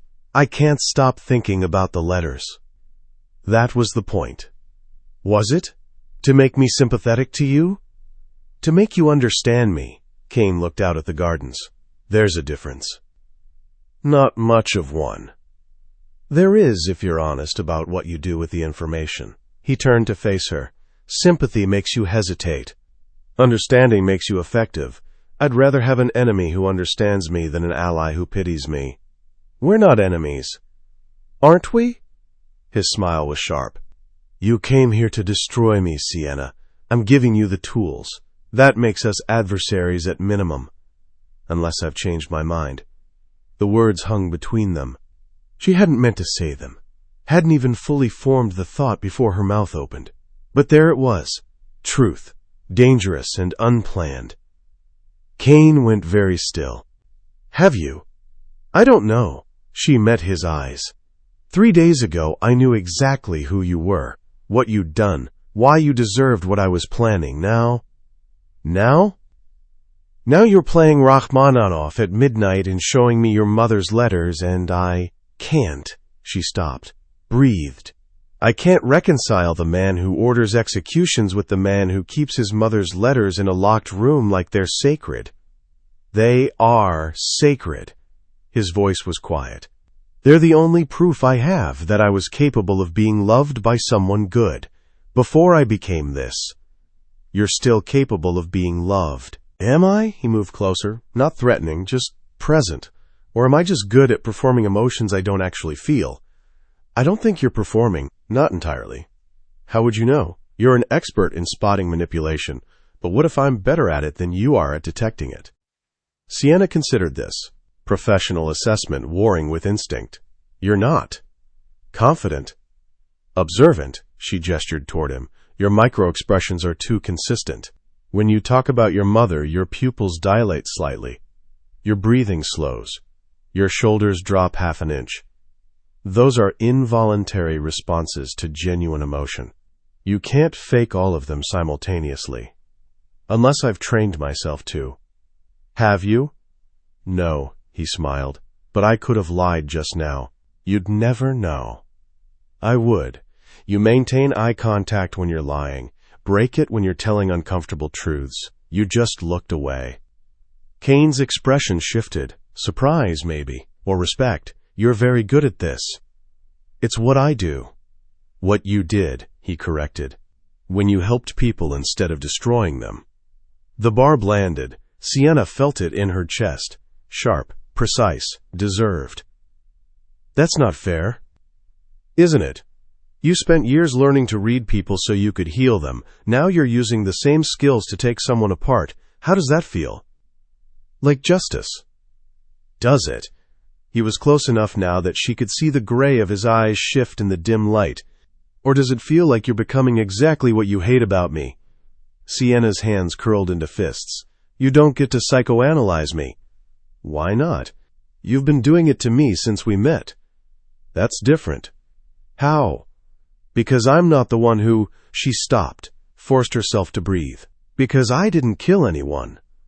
Neither did I. Not personally. Not Ethan. Kane's voice stayed level, factual. I run operations. I give orders. I create the conditions where violence happens. But I don't pull triggers. That's a distinction without a difference. Is it?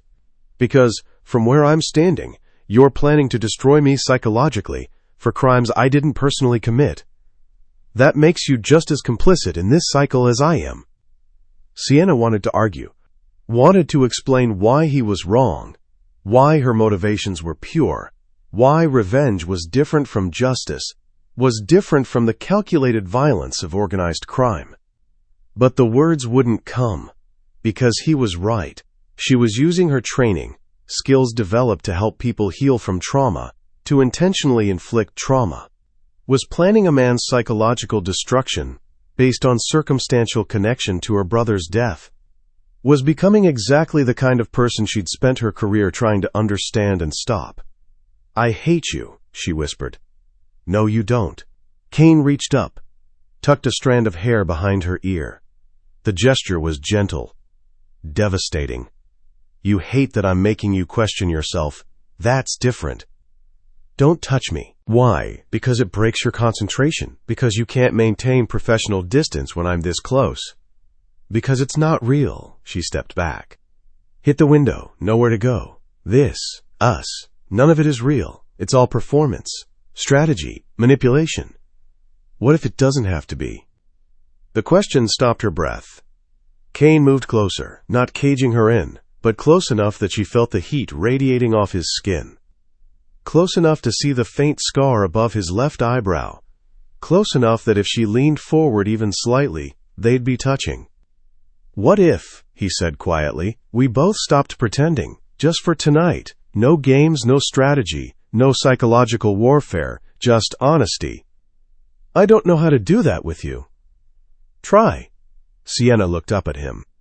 At this man, who was supposed to be her enemy, her target, the focal point of 3 years of grief and rage, who was instead becoming something else. Something complicated. I'm afraid, she admitted, of what happens if I stop trying to break you, of what that makes me, of what I might find if I actually let myself see you clearly. I'm afraid, too. Of what? That you'll succeed, that you'll take me apart and leave me with nothing. And that I'll let you, because some part of me thinks I deserve it. His hand came up, cupped her face. Or that you'll fail. That you'll realize I'm exactly what I appear to be, a man so damaged that even someone as skilled as you can't find anything worth saving. Truth, real truth. She heard it in every word. You're not damaged, she said. You're adapted. There's a difference. Explain. Damaged means broken beyond function. Adapted means you changed to survive your environment. Those are different psychological states with different implications for treatment and... She stopped. And I'm doing it again, analyzing instead of feeling. Old habits. Terrible habits. She reached up, placed her hand over his where it rested against her cheek. Can I ask you something? Anything. Why are you really doing this? The honesty. The letters. Giving me access to everything that could hurt you. Is it some elaborate self-destruction? A test? Or do you actually want me to succeed? To break through all your defenses and find whatever's underneath? Kane was quiet for a long moment. His thumb brushed her cheekbone, Unconscious gesture, probably. Or very conscious. She couldn't tell anymore. "I think," he said finally, "I've spent so long being what everyone needs me to be, ruthless, controlled, untouchable, that I've forgotten who I actually am. And some part of me hopes that if you tear down everything I've built, maybe I'll find out." That's a dangerous hope. All the best ones are. He leaned closer. His forehead touched hers. They stood there, breathing the same air, towing the line between strategy and surrender. "We should stop," Sienna whispered, "before this becomes something we can't take back." "Should we?" "Yes, but you don't want to." "No, neither do I." His lips brushed hers, barely contact, a question more than a kiss.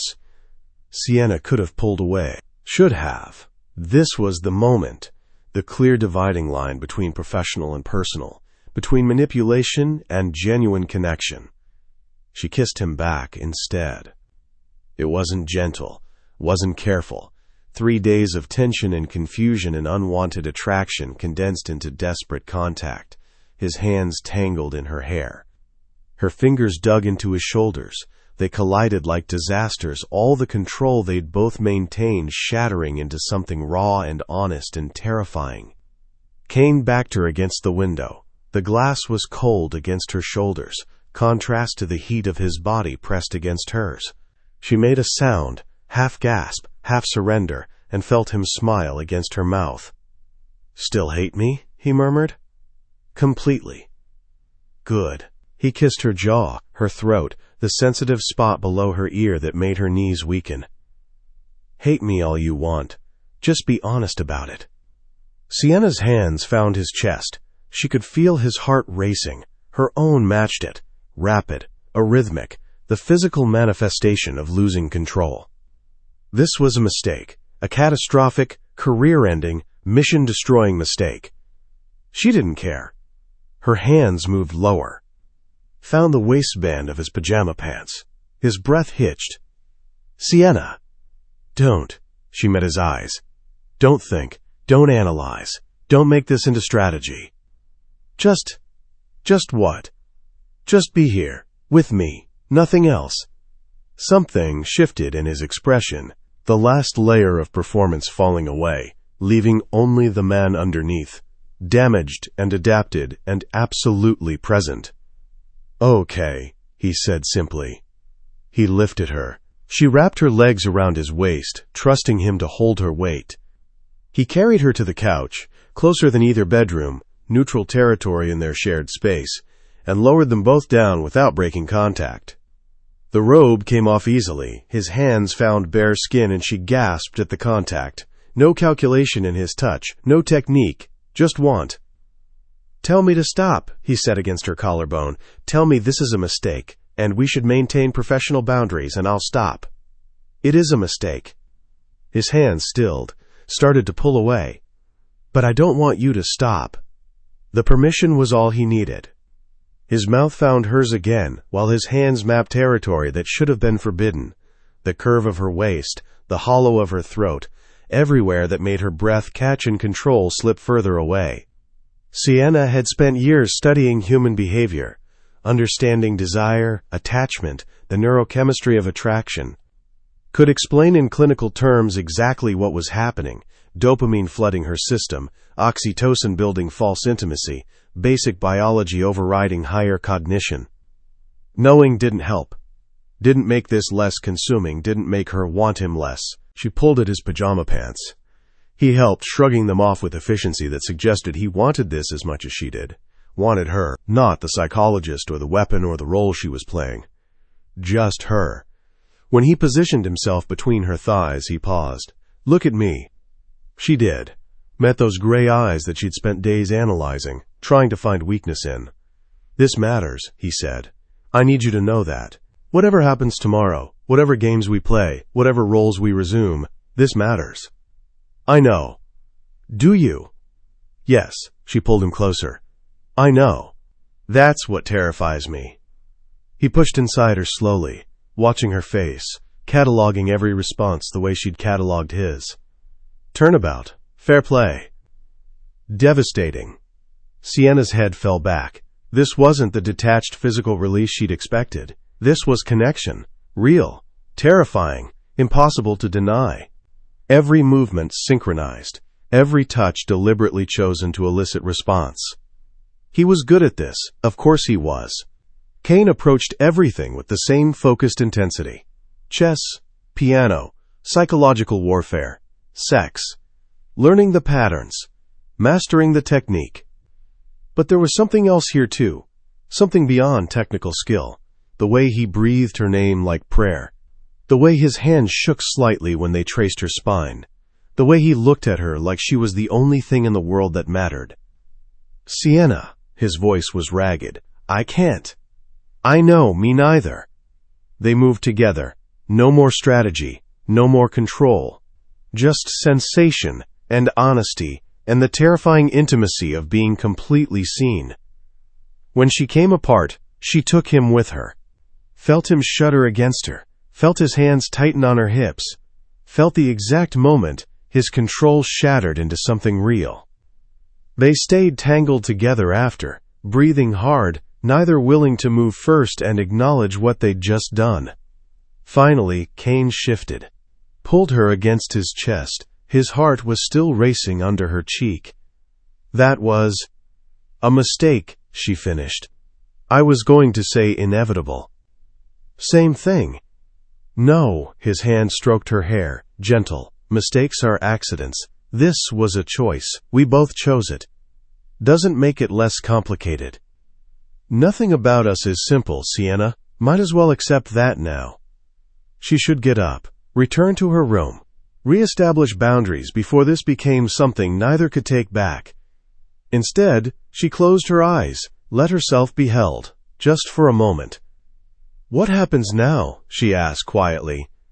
I don't know, that's terrifying. When's the last time you didn't know what would happen next? Never. He kissed the top of her head. You're the first genuinely unpredictable thing in my life. Is that good or bad? Yes. She laughed despite everything. That same genuine laugh he seemed to extract from her without trying. We should sleep, he said. We have a meeting with Volkov tomorrow. Need to be sharp. Probably. Neither moved. Outside, the sky was starting to lighten. Dawn approaching. The end of night and the beginning of whatever came next. Sienna knew she should feel guilty, should panic about losing objectivity, compromising the mission, becoming emotionally involved with her target. Instead, she just felt tired, and strangely safe, and absolutely terrified of what she'd discovered. That Kane Wolf wasn't just a target to be destroyed or a puzzle to be solved. He was a person, complicated and damaged and trying, and she was starting to care about what happened to him. That was more dangerous than any game either of them could play. Kane. Kane woke to sunlight and the weight of Sienna still against his chest. For a moment, just one perfect moment, he let himself enjoy it. The warmth, the soft sound of her breathing, the way her hair spread across his shoulder like ink. Then, reality crashed back. What they'd done, what it meant, how catastrophically he'd miscalculated. He'd thought he could control this, give her access, watch her try to use it, maintain enough distance to stay safe, had convinced himself that showing vulnerability was different from actually being vulnerable. But holding her like this, feeling her heartbeat against his ribs, knowing exactly what sounds she made when she lost control, this was real vulnerability. The kind his mother had warned him about, the kind that destroyed you if you weren't careful. The kind he'd spent 34 years avoiding. Sienna stirred. Her eyes opened, confused for a moment before memory returned. He watched awareness dawn on her face, watched her realize where she was, who she was with, what they'd done. Morning, he said quietly. We fell asleep. Apparently.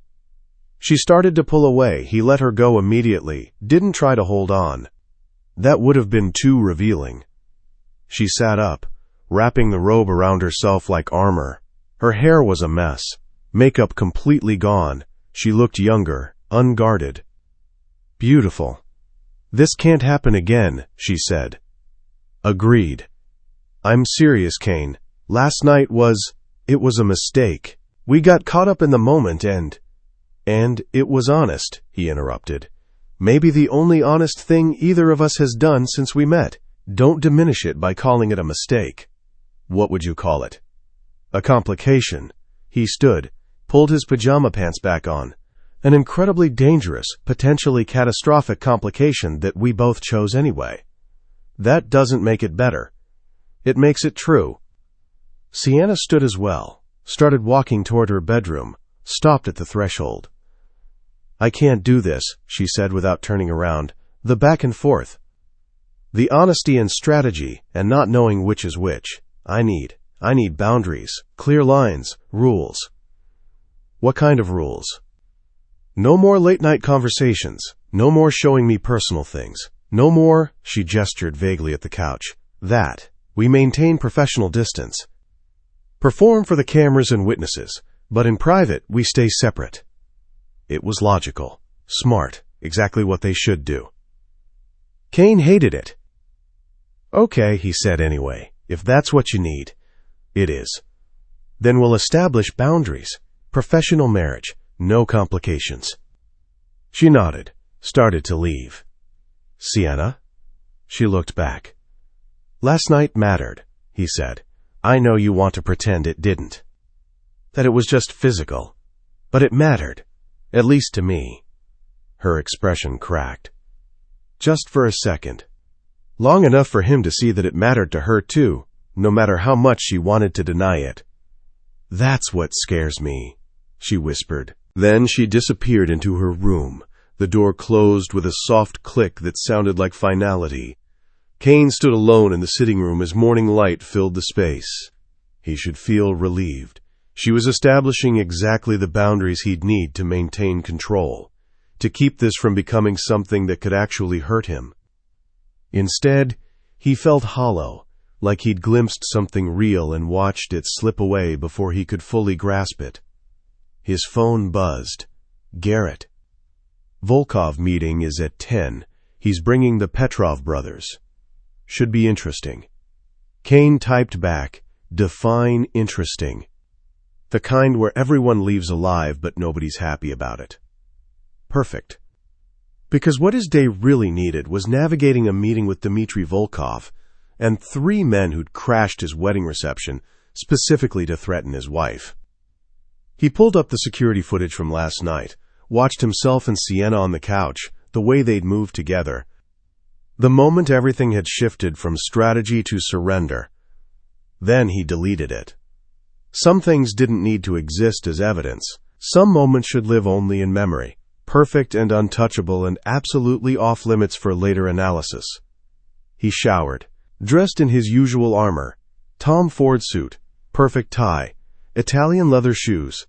Became the man everyone expected. Controlled, calculated, untouchable. By the time he headed downstairs for breakfast, Sienna was already there. She'd transformed too. Professional dress, minimal makeup, hair pulled back severely. Dr. Sienna Hale, clinical psychologist, accidentally married to a mafia underboss. Not the woman who'd gasped his name in the dark. Not the person who'd chosen honesty over safety. Performance. They were both performing again. "Good morning," she said politely, formally. "Morning." He sat across from her. Accepted coffee from Maria. "Sleep well?" "Fine, you?" "Same." Lies. They both knew it. But this was how it had to be now. Back to their roles. Back to safety. Maria set down breakfast. Eggs, toast, fruit neither of them would eat, because they were both too tense. "The car will be ready at 9:30, she said, "for your meeting with Mr. Volkov." "Thank you, Maria." The woman left them alone. Silence fell, heavy, loaded with everything they weren't saying. "About the meeting," Sienna said finally, "what should I expect?" "Volkov will try to gauge how real our marriage is. The Petrov brothers will try to intimidate you. Possibly threaten you directly if they think they can get away with it." He sipped his coffee. "Stay calm. Don't react. Let me handle them." "I can handle myself." "I know you can. But these men, They're looking for weakness. Any reaction, anger, fear, defiance, gives them leverage. Complete neutrality is your best defense. Noted. More silence. More weight. Sienna. Don't. She set down her fork. Please. Let's get through today. The meeting. Whatever comes next. We'll figure out the rest later. She was right. Focus on immediate threats. Table the emotional complications for when their lives weren't potentially in danger. But God, he wanted to talk about it. Wanted to ask if she'd felt what he'd felt. If the connection had been real for her too, or if she was already compartmentalizing it as a psychological phenomenon she could explain away. Wanted to know if she regretted it. Okay, he said instead, we'll table it. She nodded, went back to pretending to eat. Kane watched her. Cataloged the tiny tells that showed her performance wasn't perfect. The way her hand trembled slightly when she lifted her coffee cup, the muscle jumping in her jaw from clenching it too tight, the fact that she hadn't actually swallowed a single bite of food.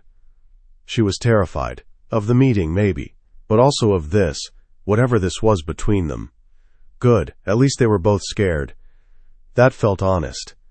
Chapter 5, The Break. Sienna.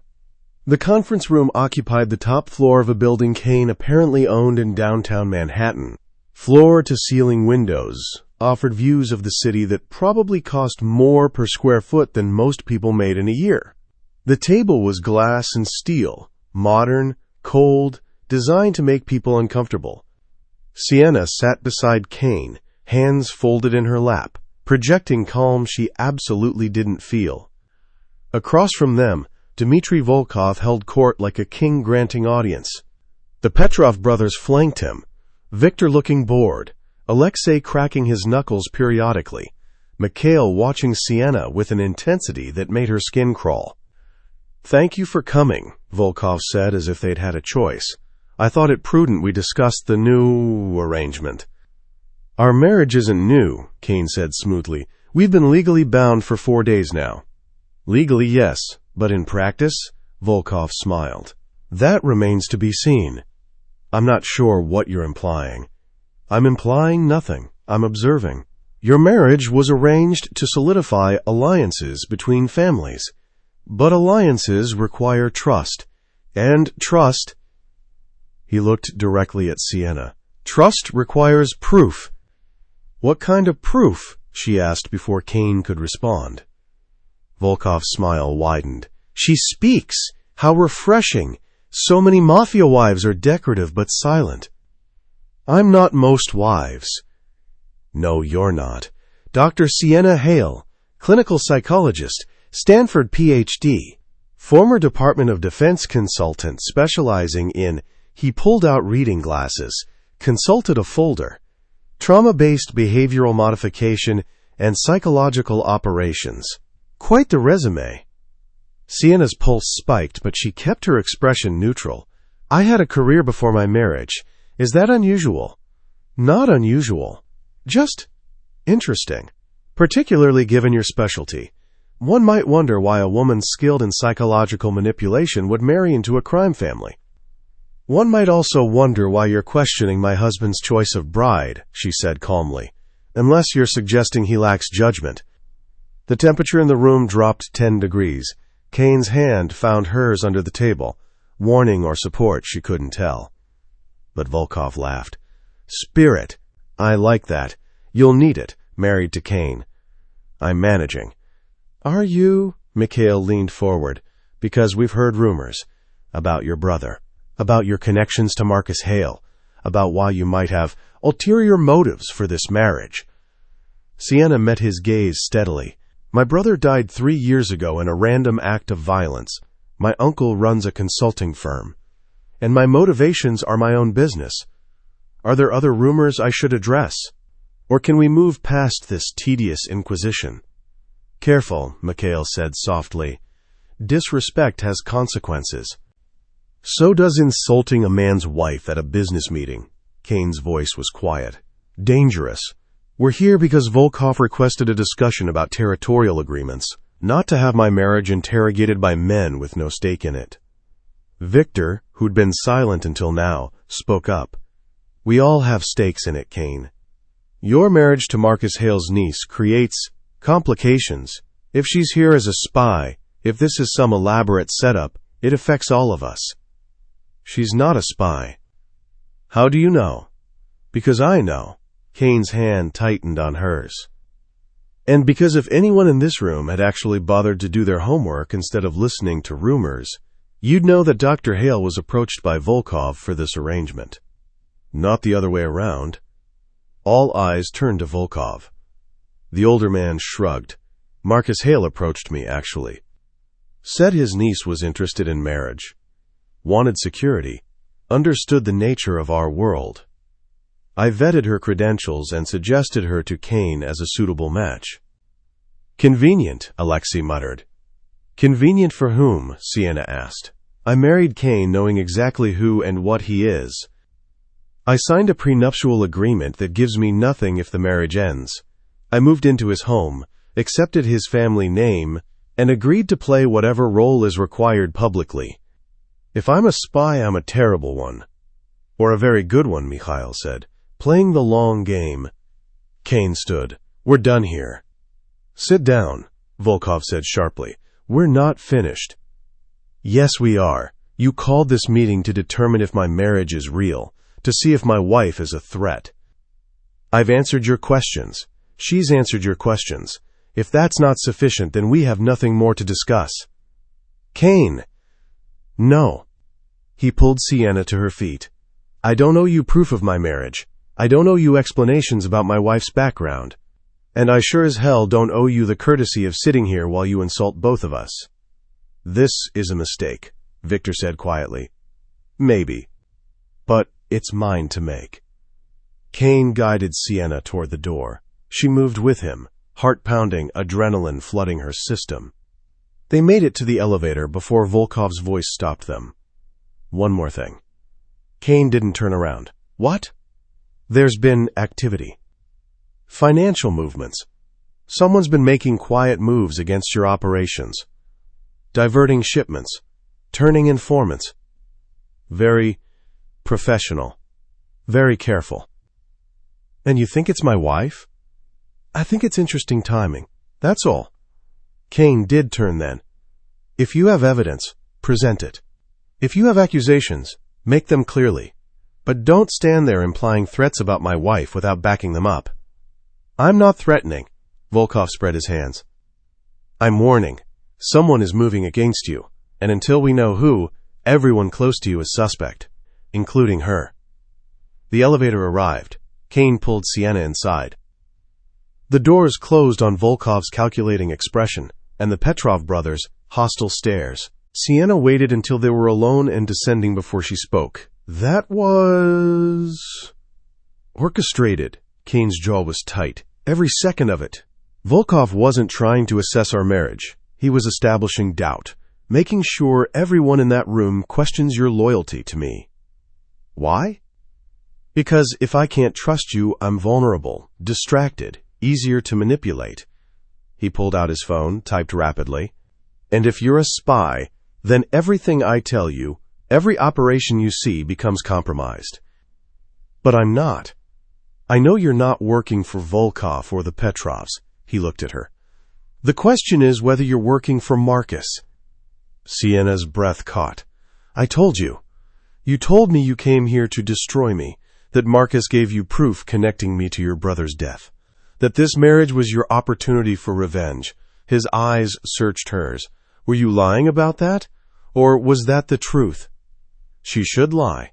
Deny everything. Create plausible deniability. But something about the way he was looking at her, not angry, not accusing, just tired, made her choose honesty. It was true 3 days ago. And now? Now I don't know what's true anymore. The elevator reached the ground floor. The doors opened onto the lobby where Garrett waited with 2 other security personnel. "We need to move," Garrett said immediately. "Now." "What happened?" "Someone just uploaded a file to the darknet, video footage from your estate, from 4 nights ago." Sienna's blood turned to ice. "What footage?" Garrett's expression was grim. Bedroom, night vision, very detailed. It's being circulated to every major family right now. Kane went absolutely still. Where from? Unknown. But it's professionally done. High quality. And timed perfectly to hit right after your meeting with Volkov. Sienna understood immediately. Last night, the sitting room, the couch, everything they'd done, had been recorded, was now being distributed as proof of, what? That their marriage was real? That she'd seduced him? That they were both compromised? Get her to the car, Kane said quietly. Now. Kane? Not here. His voice was cold, controlled, nothing like the man who'd touched her so gently hours earlier. We discussed this somewhere secure. Garrett took her arm, not roughly but firmly, started guiding her toward the exit. Sienna looked back at Kane. He was typing on his phone, jaw clenched, every line of his body radiating fury. This was bad, worse than bad. Because whoever had released that footage hadn't just exposed their physical relationship, they'd exposed vulnerability, intimacy, the exact kind of weakness that could be weaponized in their world. And now everyone knew. Kane. The car ride back to the estate was silent. Sienna sat pressed against the opposite door, as far from Kane as possible. Garrett drove, occasionally glancing in the rearview mirror with an expression that suggested he had opinions he was wisely keeping to himself. Kane's mind raced through possibilities. Who had access to the estate's security system? Who would benefit from exposing this? Who had the technical expertise to splice night vision footage and distribute it that efficiently? The list was depressingly long. I deleted the footage, he said finally. Sienna's head snapped toward him. What? This morning, after you went to your room, I reviewed the security feed from the sitting room and deleted it. Permanently. It shouldn't have existed anywhere. Then how? Someone recovered it. Or had access to a backup system I didn't know about. Or... He stopped. Thought. Or recorded it separately. With equipment I didn't install. Someone bugged your house? Apparently. Jesus Christ. She pressed her hands to her face. This is... Everyone's going to see. I know. They'll think I seduced you for information, or that you're compromised, or... I know, he kept his voice level. It's bad, but manageable. Manageable? She dropped her hands. Kane, there's footage of us having sex circulating to every major crime family on the East Coast. How is that manageable? Because we control the narrative, he turned to face her fully. Volkov wanted doubt, wanted people questioning whether our marriage was real or strategic. This footage proves it's real. Physical intimacy, emotional connection, that's what everyone will see. That's one interpretation. It's the one we'll push. He pulled out his phone, started typing. We release a statement, confirm the footage is real, express outrage at the violation of privacy, but frame it as proof that our marriage is genuine, not a business arrangement, but an actual relationship. Sienna stared at him. You want to own it? I want to control how it's perceived. The alternative is letting Volkov and the Petrovs define what it means, and they'll define it as weakness. Isn't it? The question hit harder than it should have. Kane set his phone down. Is that what you think? That last night was weakness? I think. She looked away. I think we both made choices that compromised our positions, and now we're paying for it. Compromised how?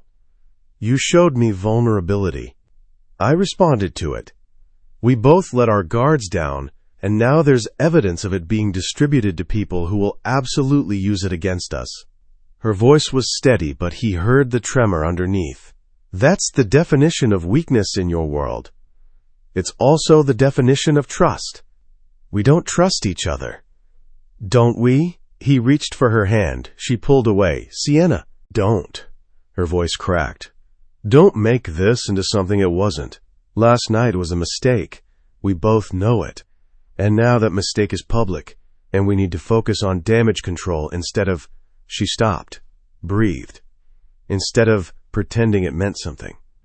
The words landed like physical blows. Kane felt something in his chest tighten. It did mean something, at least to me. Then you're more compromised than I thought. She turned back toward the window. Conversation over. Garrett caught his eye in the mirror. Sympathy there. Or maybe pity. Kane couldn't tell anymore. They pulled through the estate gates. Security had doubled. Garrett's doing, probably. Men posted at regular intervals, checking credentials, weapons visible. Get her inside, Kane told Garrett. I need to make some calls. Boss, just do it. He waited until Sienna disappeared into the house before pulling out his phone, called the one person who might have answers. Marcus Hale answered on the second ring. Kane, I assume you've seen the footage. You knew about it. I was informed 30 minutes ago. Same time as everyone else. Bullshit. You've got fingers in every intelligence network on the East Coast. You knew before it was uploaded. Silence. Then, what do you want me to say? I want you to tell me if you authorized surveillance of my home, if you've been monitoring your niece's progress in destroying me. I've been monitoring the situation, yes. That's not an answer. It's the only one you're getting. Marcus's voice hardened. My niece went into your house with a specific mission. I'm entitled to know if she's fulfilling it or if she's been compromised. She hasn't been compromised. The footage suggests otherwise. The footage shows two people who... Kane stopped. What? Chose honesty over strategy? Let their guards down? Actually connected despite every reason not to? All true. All impossible to explain to Marcus Hale. The footage shows a married couple, he said instead, which strengthens our public narrative. You should be thanking whoever released it. Should I? Marcus laughed. Because from where I'm sitting, it looks like you seduced my niece to neutralize her threat. And that complicates things significantly. I didn't seduce her. No? Then what happened? That's between me and my wife. She stopped being just your wife when she agreed to work for me. She's an asset. And assets don't get emotionally involved with their targets. Kane's hand tightened on the phone. Sienna isn't your asset. She's a person who made her own choices, including choosing to trust me. Did she? Or did you manipulate her into thinking she could? The question landed too close to his own doubts. Had he manipulated her? The letters, the piano, the calculated vulnerability, all of it designed to draw her closer, to make her see him as human instead of target. Had any of it been real? Or had he played the game so well he'd fooled himself too? Fuck you, Marcus. Eloquent. Look, this doesn't have to be adversarial. You want to keep my niece safe. So do I. We both benefit from maintaining the marriage publicly while ensuring she completes her mission privately. Her mission was to destroy me. Was? Marcus's tone sharpened. Past tense? Has she changed her mind, or have you convinced her to? Kane looked at the house. At the window he knew was Sienna's room. She was probably in there now, processing what had happened, rebuilding walls he'd spent days trying to dismantle. I don't know, he admitted. I don't know what she wants anymore, or what I want, except to make sure she doesn't get hurt in whatever war you and Volkov are orchestrating. Noble, but ultimately irrelevant. Marcus paused. The footage is out there. Every family is watching. You have two choices. Play it as a love match and weather the accusations of weakness, or play it as strategic seduction and maintain respect while sacrificing trust. There's a third option, which is, tell the truth, that two people in an impossible situation chose connection over isolation, and that makes us stronger, not weaker. Marcus was quiet for a long moment. You're in love with her. I didn't say that. You didn't have to. I can hear it in your voice. Another pause. This is worse than I thought. Why? Because I actually care about your niece's well-being? Because caring makes you vulnerable, and vulnerability gets people killed in our world. You know that better than anyone. Kane did know that. Had spent 34 years building walls specifically to prevent caring about anyone who could be used against him. But Sienna had somehow gotten past every defense, had seen through his performance to whatever was underneath, had made him want to be seen. and now that vulnerability was being weaponized exactly as predicted. "I can protect her," he said. "Can you? From Volkov? The Petrovs? From me?" Marcus's voice softened slightly. "I don't want her hurt either, Kane. But she walked into your house knowing the risks. Accepted them. If she's having second thoughts now, that's her problem to solve. She's not having second thoughts about the mission, she's having them about me. There's a difference." "Is there?" "Because, from my perspective, you're the mission. Everything else is just complications." The line went dead. Kane stood in the driveway, phone in hand, watching security personnel patrol his property. Marcus was right about one thing. This had gotten catastrophically complicated. What started as a game, watching Sienna try to break him while he tried to understand her, had become something else. Something real. Something that could destroy them both if they weren't careful. He headed inside, found Maria in the kitchen. "Where is she?" "Her room," locked the door, asked not to be disturbed. Of course she had. Kane took the stairs 2 at a time, stood outside her door, raised his hand to knock. Stopped. What would he say? That the footage didn't matter? That he didn't regret last night? That he was starting to care about her in ways that had nothing to do with strategy and everything to do with the way she laughed at his dark humor and played Mozart with surprising tenderness and looked at him like he was worth understanding. All true, all impossible to say. He knocked anyway. "Go away," came her muffled voice. "Sienna." "I said go away." "I spoke to Marcus."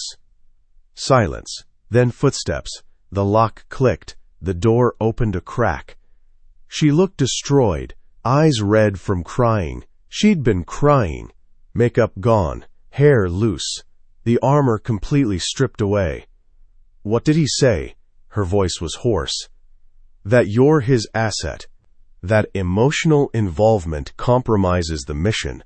That I either seduced you or you seduced me. And either way, it's a problem." "It is a problem." "Is it? Or is it just inconvenient?" She opened the door wider, stared at him. "What do you want from me, Kane?" "I want you to tell me the truth. About why you really came here. About whether anything last night was real. About whether you're still planning to destroy me, or if something's changed." "Everything's changed," she whispered. "That's the problem." "Explain." "I came here hating you, wanting revenge, convinced you were a monster who deserved everything I was planning to do to you." She pressed her hands to her eyes. "But then you showed me those letters, and played Rachmaninoff, and looked at me like I mattered. And I can't." Her voice broke. "I can't reconcile the man who orders executions with the man who keeps his mother's letters in a locked room. I can't hate you and want you at the same time. I can't destroy you while caring about what happens to you." Kane's chest tightened. "You care about me?" "I don't want to. God, I don't want to. But yes." She dropped her hands, met his eyes. "I care about you. Which makes me the worst kind of failure at everything I came here to do. Or the best kind of success at being human. Being human doesn't win wars. No, but it might keep us both alive through one." He stepped closer. She didn't move away. "I care about you too," he said quietly.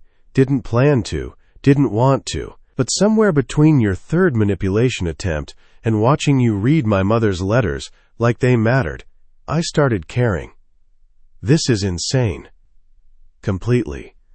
We're on opposite sides of something we don't even fully understand. I know. People are going to use this against us. The footage, our feelings, everything. Let them try." She laughed, broken, desperate. "You're impossible." "So are you. We're well matched." He reached for her. She came into his arms like gravity, like inevitability, like surrender and victory simultaneously. "What do we do now?" she asked against his chest. "I don't know. Wing it?" "You don't wing anything. You plan obsessively and execute perfectly." First time for everything. She pulled back enough to look at him. They'll destroy us. Volkov, the Petrovs, Marcus, all of them. They'll use our feelings against us until there's nothing left. Probably. And you're okay with that? No, but I'm also not okay with going back to performing, pretending last night didn't happen. Rebuilding walls between us because it's safer. Safer is smarter. Since when have either of us chosen safety over interesting? She stared at him. He watched her process, saw the exact moment she made her choice. Then she kissed him. Not gentle, not careful, desperate and honest and absolutely reckless. Cain pulled her closer, backed her against the wall, kissed her like the world was ending, and this was the last real thing either of them would ever have. Maybe it was. When they finally broke apart, both breathing hard, Sienna's eyes were bright with tears. "I'm still gonna hurt you," she said. "Eventually, because I don't know how to be close to someone without finding their weaknesses. It's what I'm trained to do." "I know. And you're still gonna try to control me, to predict my moves and stay 3 steps ahead, because that's how you survive." "Probably. So we're going to destroy each other." "Maybe," he kissed her forehead. "Or maybe we'll figure out how to be destructive together instead of to each other." "That's not how it works." "How what works?" "Love, relationships, trust. You don't get to keep your weapons and use them against the world while staying safe with each other." "Why not?" She laughed again, that same desperate sound. "Because that's not. We can't just—" She stopped. "You're serious?"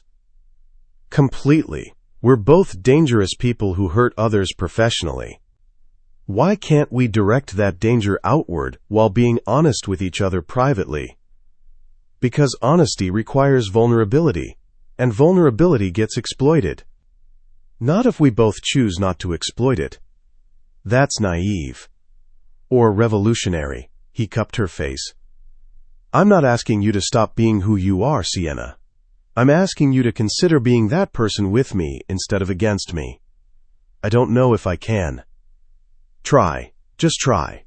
And if it doesn't work, if we destroy each other anyway, at least we'll have tried something real first." She searched his face, looking for lies, for manipulation, for any sign this was another move in their ongoing game. He let her look, didn't hide anything, just stood there being seen. Finally she nodded. "Okay. Okay. We try, being honest with each other, dangerous to everyone else, partners instead of adversaries."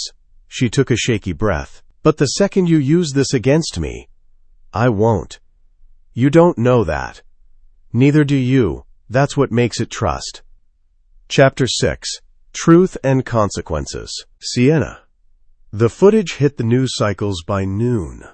Not mainstream media. Their world didn't work that way. But encrypted channels, darknet forums, the digital spaces where criminals conducted business. Sienna watched her phone blow up with notifications from burner accounts she'd established weeks ago to monitor chatter. The reactions ranged from predictable to disturbing. "Wolf's wife is playing him. Classic honeypot." Or he's playing her. Either way, someone's getting destroyed. That's what happens when you marry a psychologist. They get in your head. "Look at the way he touches her. Man's compromised." She set the phone down before she threw it across the room. Cain was in his study, fielding calls from associates who suddenly had opinions about his marriage. She could hear his voice through the wall, controlled, professional, giving nothing away. But she'd heard him differently now. Knew what he sounded like when control slipped, when honesty replaced performance. A knock interrupted her spiral. "Maria." "Mrs. Wolfe, you have a visitor." "I'm not seeing anyone." "It's your uncle. He's insistent." Of course he was. Sienna found Marcus in the front sitting room, examining a painting with the same clinical detachment he examined everything. He turned when she entered. "Sienna, you look well.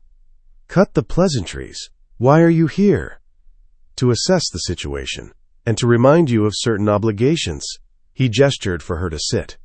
She remained standing. The footage changes things. How? It confirms what I suspected. You've developed feelings for him, which means your judgment is compromised. My judgment is fine. Is it? Marcus pulled out his phone, showed her the screen. More commentary, more speculation. Everyone in our world now knows you're emotionally involved with your target. That makes you a liability. To whom? To the mission. To yourself. He pocketed the phone. I'm pulling you out. The words hit like ice water. Excuse me? This has gone far enough. You were supposed to get close to him, yes. Map his vulnerabilities. But you weren't supposed to fall for him. I haven't. Don't lie to me. I've known you since you were 19. I know what you look like when you're emotionally compromised. And right now, you're compromised. Sienna's hands curled into fists. I'm doing exactly what you asked. Getting inside his head, establishing trust, building the foundation to what? Destroy him? Marcus stepped closer. Because from where I'm standing, you're more likely to protect him than hurt him, and that wasn't the deal.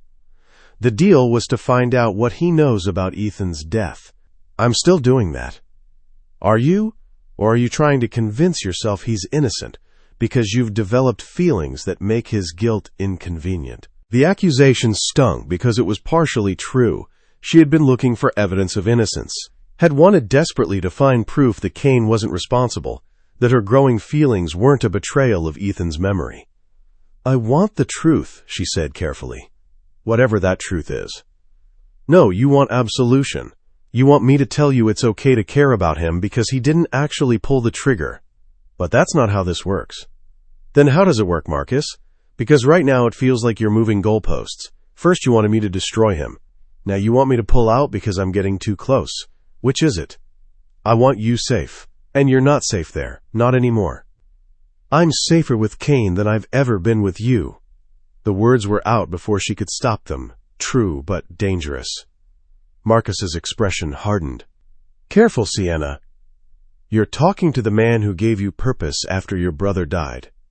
Who trained you. Who provided the resources for this operation.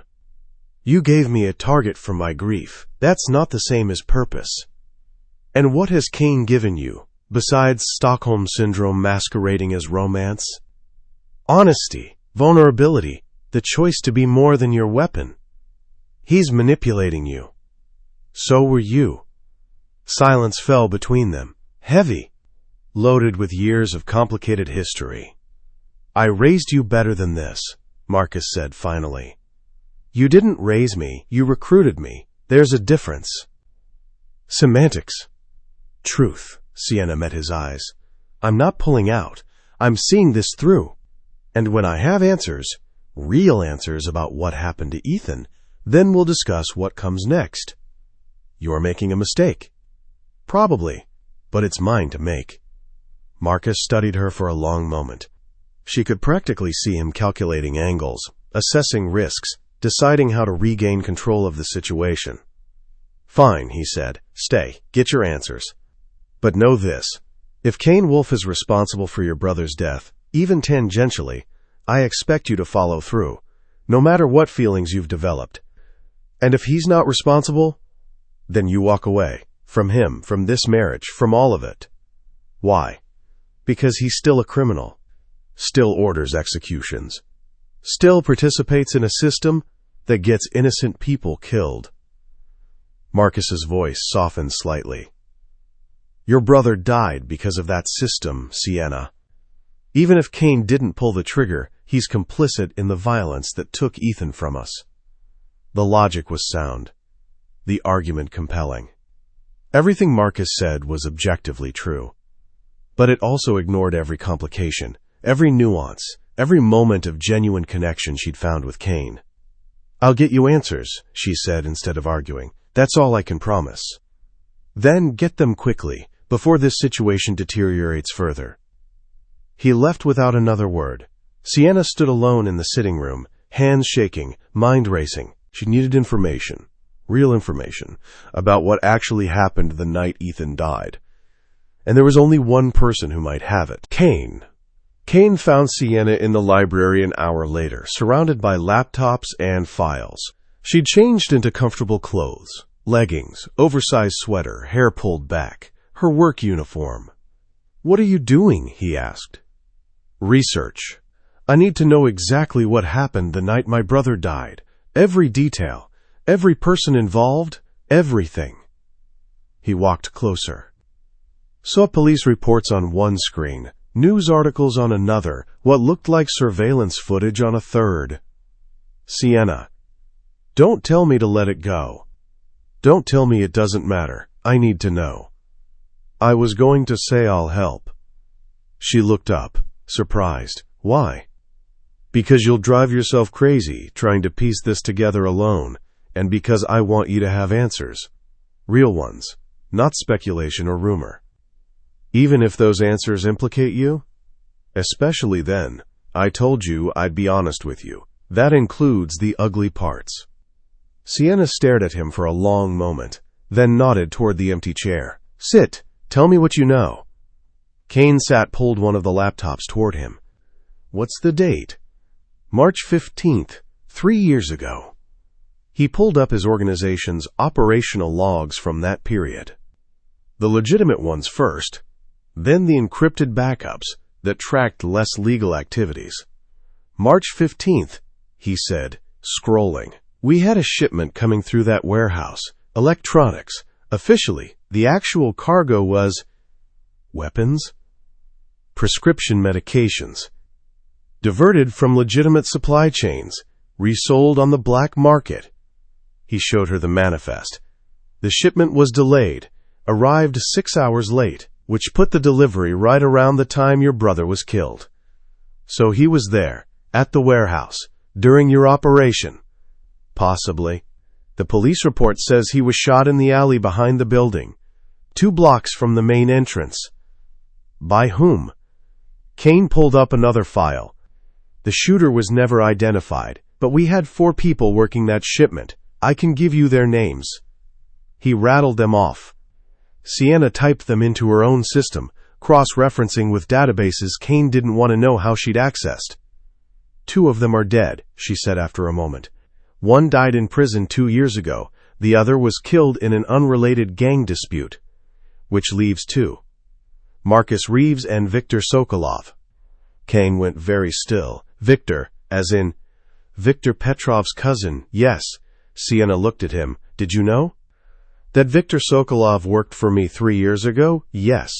That he was related to the Petrovs? No. He used a different last name on his employment records."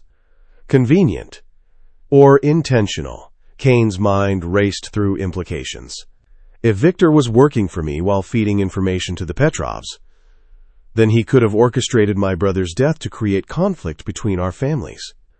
"But why? The Petrovs and I had no beef 3 years ago." "Not yet. But Marcus had been making moves against you. Quiet operations, financial pressure. What if Victor was facilitating that, creating incidents that would eventually justify open conflict?" Kane pulled up more files, financial records, operational reports, patterns he hadn't noticed before because he hadn't been looking. "Son of a bitch," he muttered. "Victor Sokolov made 3 large deposits the month after your brother died, into accounts I can't trace. He left my employment 2 weeks later, cited family emergency, and went to work for the Petrovs, where he's been ever since." Sienna stood, paced. "So Victor kills Ethan, makes it look gang-related. The police investigate, find connections to your organization, drop it, because nobody wants to touch mafia business, and I'm left believing you're responsible. Which gives Marcus leverage to convince you to marry me, to get close enough to destroy me. While Victor works for the Petrovs, feeding them information about your operations, creating more conflict, more opportunities for violence." They stared at each other, the pieces falling into place. "This is bigger than us," Sienna said quietly. "This is someone orchestrating a war, using my brother's death as the opening move." "Volkov." Kane pulled up his phone, started typing. "He's the only one with enough reach to coordinate something this elaborate. He brokers the marriage between us." plants Victor in my organization years earlier. Arranges for your brother to be in the wrong place at the wrong time, and watches as everyone destroys each other while he consolidates power. We need proof. We need Victor. Kane looked at her, saw the cold determination in her eyes. The same expression she'd probably worn when she'd agreed to this marriage. If we go after Victor, the Petrovs will know. It'll be open war. So be it. Sienna, my brother is dead because someone used him as a pawn. Because Viktor Sokolov or Dmitry Volkov or someone decided that innocent lives were acceptable casualties in whatever game they're playing. Her voice was ice. I want them to pay for that, and I want proof that you weren't involved. You believe I wasn't? I want to, but I need proof. Fair. More than fair, actually. Okay, Kane said. We get Victor. We make him talk. We find out exactly who gave the order to kill your brother. And then? Then we burn down everyone responsible. Sienna smiled. It wasn't warm. Now you're speaking my language, Sienna. They spent the next 4 hours planning. Kane had resources, surveillance capabilities, intelligence networks, people who owed him favors. Sienna had skills, psychological profiling, interrogation techniques, the ability to read people and exploit their weaknesses. Together, they were dangerous. Victor will be at the Petrov estate, Kane said, marking locations on a digital map. Their compound in Westchester. High security, cameras, guards. Getting in won't be easy. Who said anything about getting in? Sienna pulled up Victor's social media profiles. Public accounts, under false names. But she'd connected the dots. He leaves twice a week. Tuesday and Thursday nights. Visits a woman in the city. Stays approximately 3 hours. Girlfriend? Or prostitute? Either way, it's a vulnerability. We intercept him in transit. Off Petrov property, no witnesses. Kane looked impressed. When did you put this together? While you were on the phone earlier. I've been tracking anyone connected to Ethan's case since I got here. Victor was on the list. You're terrifying when you're focused. I'm terrifying generally. You're just noticing now because we're on the same side. He laughed. That same genuine sound she'd extracted from him before. Fair point. They worked through scenarios, extractions, interrogations. What they'd do with Victor once they had him. Where they'd take him. How long they could hold him before the Petrovs noticed. It was intimate in a strange way. Planning violence together. Combining their respective expertises into something greater than the sum of parts. We need a safe house, Kane said. Somewhere off the grid. Somewhere no one knows about. I have a place. Sienna pulled up an address.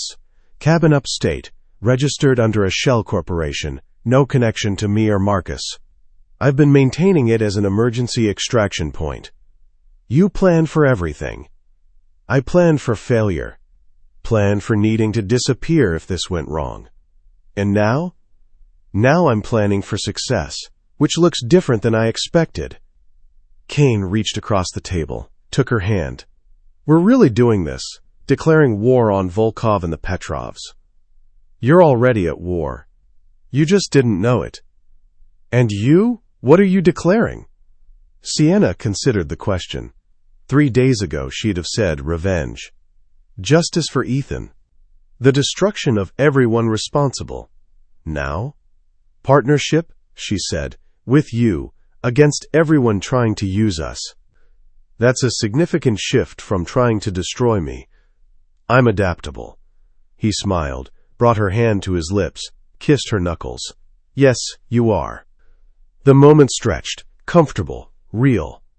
Then Sienna's phone buzzed, a text from an unknown number. Time's up. Choose a side. Below it, a photograph. Viktor Sokolov. In a room she recognized, the cabin, her safe house. Standing beside him, Marcus Hale. Sienna's blood turned to ice. Kane. He was already moving, reading over her shoulder, saw the photo, understood immediately. It's a trap, he said. Obviously, but for whom? Us or Victor? Does it matter? It does if Marcus is working with Volkov, if he's been playing me from the beginning.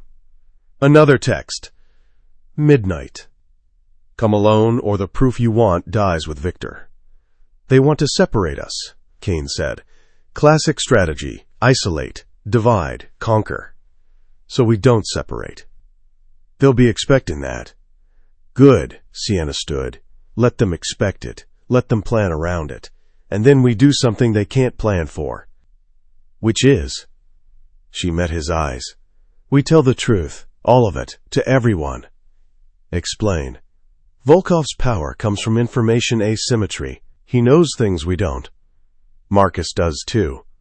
They've been controlling the narrative, feeding us partial truths, keeping us off balance. Sienna pulled up her laptop. We flip that. Release everything we know, the footage, Victor's connection to Ethan's death, Marcus's involvement, Volkov's orchestration, all of it. That exposes us too. I know, but it also removes their leverage. If everyone knows the truth, they can't use secrets against us anymore. Kane considered this. She could see him working through angles, assessing risks. It's insane, he said finally. Is that a yes? This will probably get us both killed, but I can't think of a better plan, so yes. Sienna started typing. I'll need access to your intelligence networks. Everything you have on Volkov, on the Petrovs, on Marcus. You'll have it. He pulled out his phone. I'll coordinate security. We'll need protection during the upload and after. Every family will be watching, deciding whose side to take. Or deciding we're both too dangerous to leave alive. That too. They worked in tandem. Sienna compiled evidence while Kane made calls. Building a case, creating a narrative, preparing to blow up the carefully constructed lies that held their world together. At 11:30, everything was ready. One keystroke would release years of secrets to encrypted channels monitored by every major criminal organization on the East Coast. Last chance, Kane said. We do this, there's no taking it back. I know. Marcus will never forgive you. Good. I don't want his forgiveness, I want the truth. The truth might destroy everything. Our marriage, our safety, any chance at normal life. When have either of us been normal? He smiled. Fair point. Sienna's finger hovered over the enter key. Together. Kane placed his hand over hers. Together. They pressed down. The upload began. Files spreading like wildfire through digital channels. Evidence. Testimony. Patterns of manipulation stretching back years. And at the center of it, the truth about Ethan Hale's death. Viktor Sokolov, employed by Kane Wolf but reporting to Viktor Petrov. Paid by Dmitry Volkov to create an incident, to kill a civilian in a way that implicated the Wolf organization, to create the foundation for a war that would eliminate Volkov's competition. Marcus Hale, recruiting his niece for revenge against the wrong target, using her grief as a weapon, possibly knowing the truth but hiding it to maintain his own agenda. And Kane and Sienna, two people who started as adversaries, became something else, and were now declaring war on everyone who tried to use them. The response was immediate. Phones exploding with calls, messages flooding in, some supportive, some threatening, most confused. The carefully controlled world of organized crime suddenly exposed to its own machinery, everyone seeing exactly how they'd been manipulated. It's done, Sienna said quietly. It's begun, Kane corrected. He pulled her close. Now we see who our real enemies are. All of them. Probably. And our allies? Each other. That's all we need. A car pulled up outside. Sienna checked the security feed. 3 vehicles. Armed men. Viktor Petrov leading them. They're early, she said. They're pissed. Kane's phone rang, he answered. Victor, how nice of you to visit. Whatever Victor said made Kane's expression harden. I understand you're upset, but threatening my wife is a mistake you'll regret. He listened, then smiled. Come in, let's discuss this like civilized people, or as close to civilized as people like us get. He hung up. They're coming in? Sienna asked. All of them, Victor, Marcus. Probably Volkov too once he sees the upload. Kane checked his weapon. This is about to get very ugly. I know. Stay behind me. Let me handle. No. She pulled out her own weapon, the one Kane had given her days ago, insisting she learn to use it. We handle this together. Partners, remember? Partners who might die in the next 10 minutes. Then, at least, we'll die honest. He laughed. Actually laughed. You're absolutely insane. So are you. We're perfect for each other. The doorbell rang. They looked at each other. Two people who'd started this as a game, who'd tried to manipulate and destroy each other, who'd somehow found something real in the middle of all the lies. Ready? Kane asked. No, but let's do it anyway. They walked to the door together, opened it together, faced their enemies together, and prepared to burn down the world that had tried to use them both. Chapter 7. Reconstruction. Kane. Viktor Petrov stood on the doorstep flanked by 6 armed men. His expression was murderous. Behind him, 3 more cars emptied, Alexei and Mikhail, a dozen additional soldiers, and Kane's jaw tightened, Marcus Hale, looking irritated but unsurprised. You have 5 seconds to explain, Victor said. Before I forget, we're supposed to be civilized. Come in, Kane said. All of you. Let's have this conversation properly. You just released confidential intelligence to every criminal organization on the eastern seaboard. There's no proper conversation to be had. Then why are you here instead of shooting me from the driveway? Victor's eye twitched. Because I want to hear you explain how you think this ends well for you. It doesn't. But it doesn't end well for you either. That's the point. Sienna stepped forward. My brother died because someone decided his life was an acceptable casualty. Viktor Sokolov pulled the trigger. On whose orders? Careful, Marcus said from behind Viktor. You're making accusations you can't prove. I just proved them. To everyone. The evidence is already circulating. She pulled out her phone, showed them the response metrics. Thousands of views. Hundreds of shares. Every family knows now about Viktor Sokolov, about the coordinated effort to frame Kane, about your involvement, Marcus. My involvement? Marcus's voice was dangerously quiet. I gave you an opportunity for justice. You gave me a target for my grief. There's a difference.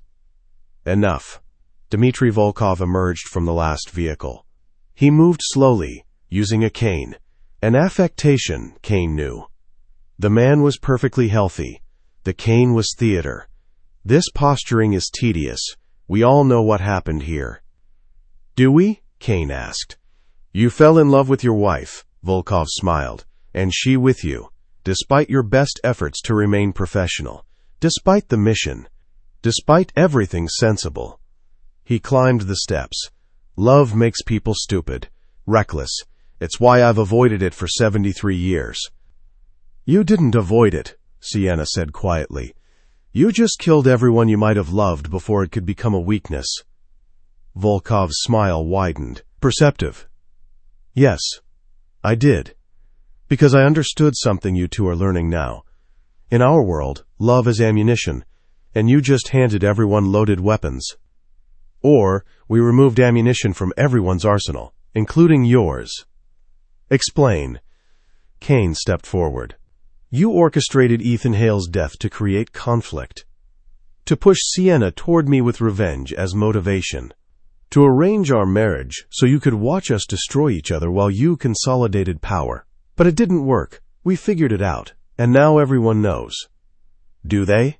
Volkov gestured to the assembled men. Or do they know what you want them to know? Carefully curated evidence. A narrative that paints you both as victims, and me as a mastermind. But where's the proof? Viktor Sokolov is dead. Killed in prison 2 years ago. Convenient. Sienna's face went pale. The records can be falsified. As you well know, Dr. Hale, you're an expert in manipulation, in creating believable narratives. For all anyone knows, you manufactured this evidence to justify switching sides, to protect the man you've fallen for. That's not true. Prove it. Volkov looked around the assembled crowd. Anyone here have independent verification that Viktor Sokolov was alive until tonight? That he confessed to killing Ethan Hale? That I ordered it? Silence. Kane's mind raced. Volkov was right. They had evidence, but it could be questioned, spun, discredited as the desperate fabrications of two people trying to rewrite history. Unless Viktor Sokolov is alive, Kane said, in custody, at a location I'm not disclosing. And he's already given a full confession, video recorded, time-stamped, independently verified. Volkov's expression didn't change. Show me. No. Then you're bluffing. Maybe. Or maybe I'm protecting my only leverage. If anything happens to me or Sienna, that video gets released everywhere. Complete with details of how Victor was working for you, how you've been orchestrating violence for years, how many bodies you're responsible for. Empty threats. Are they? Because I notice you didn't kill us on sight, which suggests you're not sure. Suggests maybe, just maybe, I actually have Victor, and you can't risk that footage going public. Volkov studied him for a long moment. You're cleverer than I gave you credit for. I had a good teacher. Kane glanced at Sienna. Several, actually. Marcus stepped forward.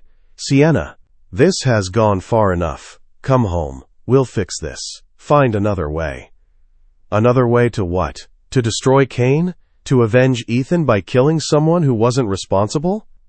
To get you out of a situation that's going to get you killed. I'm exactly where I want to be. With a man you've known for less than a week? A criminal. Someone who's been honest with me, who showed me the truth instead of manipulating me toward a predetermined conclusion.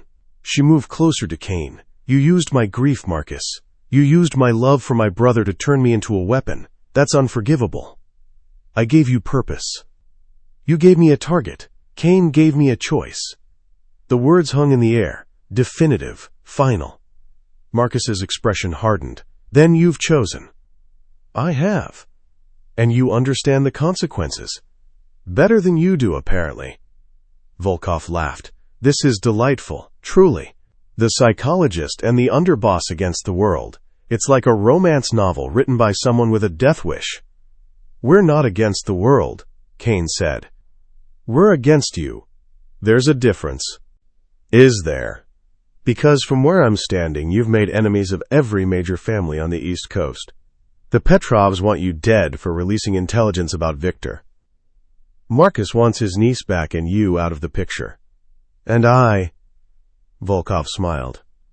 I'm simply curious to see how this ends. It ends with your empire dismantled, Sienna said. Piece by piece. We have evidence of every operation you've run for the past decade. Every murder, every bribe, every manipulation, and we're releasing it, all of it, until there's nothing left. You're declaring war. We're telling the truth. If that starts a war, so be it. Viktor Petrov spoke for the first time. You're both insane. You realize that? You can't win against all of us. We don't need to win, Kane said. We just need to cost you more than we're worth. Make it easier to let us go than to fight us. That's not how this works. It is now. The standoff continued. Armed men on the lawn, families represented. Everyone calculating odds, assessing risks, deciding whose side offered better survival chances. Then headlights cut through the darkness. Another car. This one Kane didn't recognize. The driver emerged. Young woman, early 20s, dark hair pulled back severely. She walked straight to Volkov. Grandfather, we need to talk. Volkov's expression flickered. Katerina, this isn't the time. It is exactly the time. She looked at Kane and Sienna. Mr. Wolf.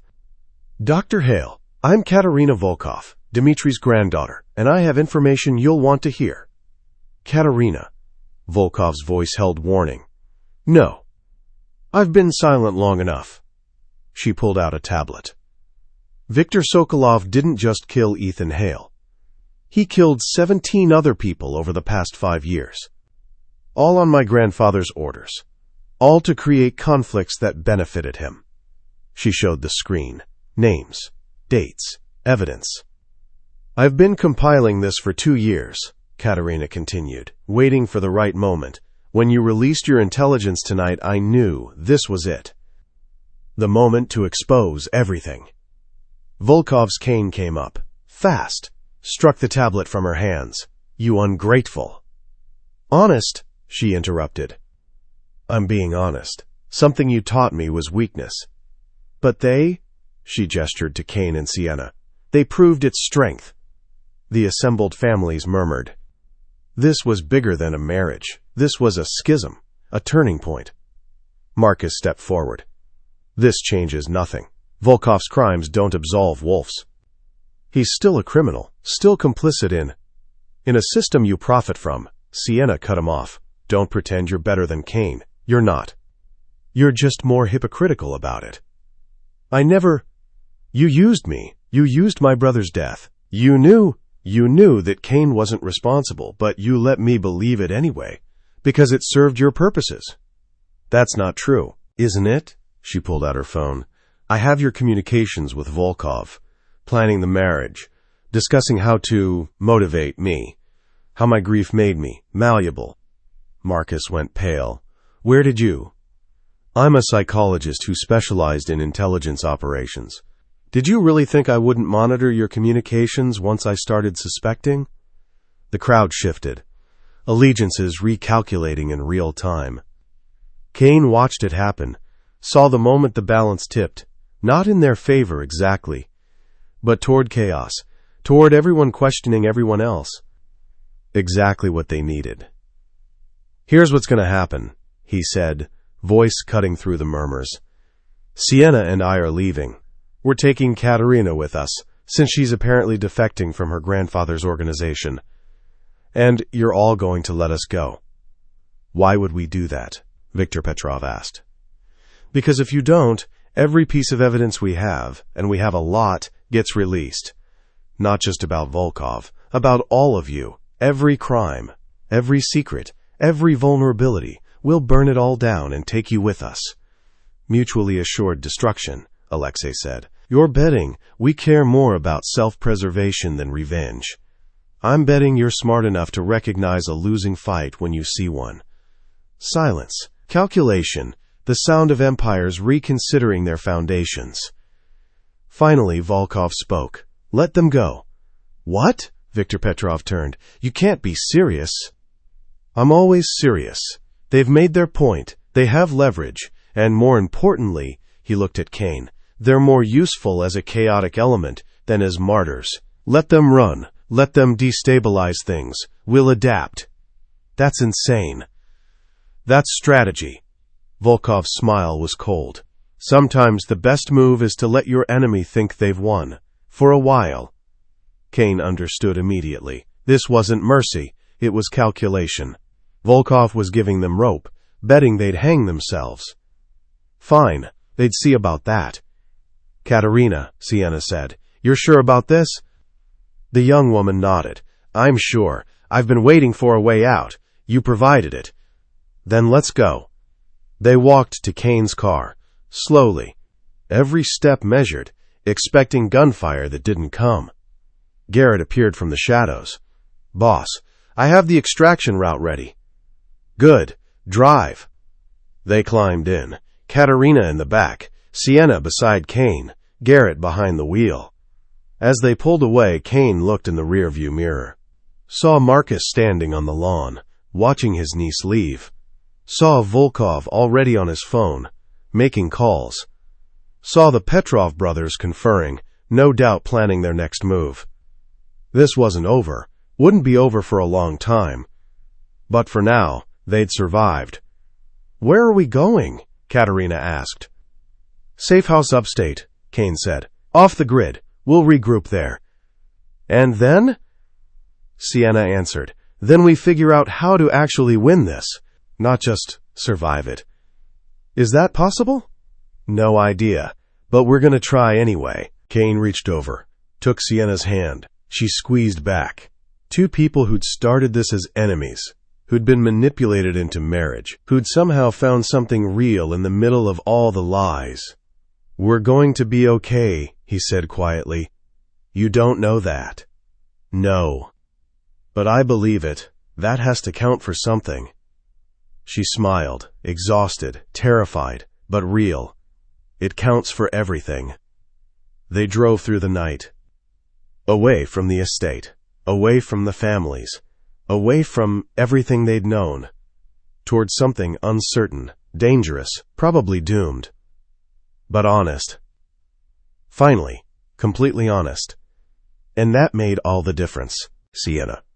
The safe house was exactly what she'd designed it to be. Isolated, defensible, completely off any official grid. A cabin in the Adirondacks that looked abandoned but had been retrofitted with security systems, backup power, and enough supplies to last months if necessary. They arrived at dawn. Sienna hadn't slept. Neither had Kane.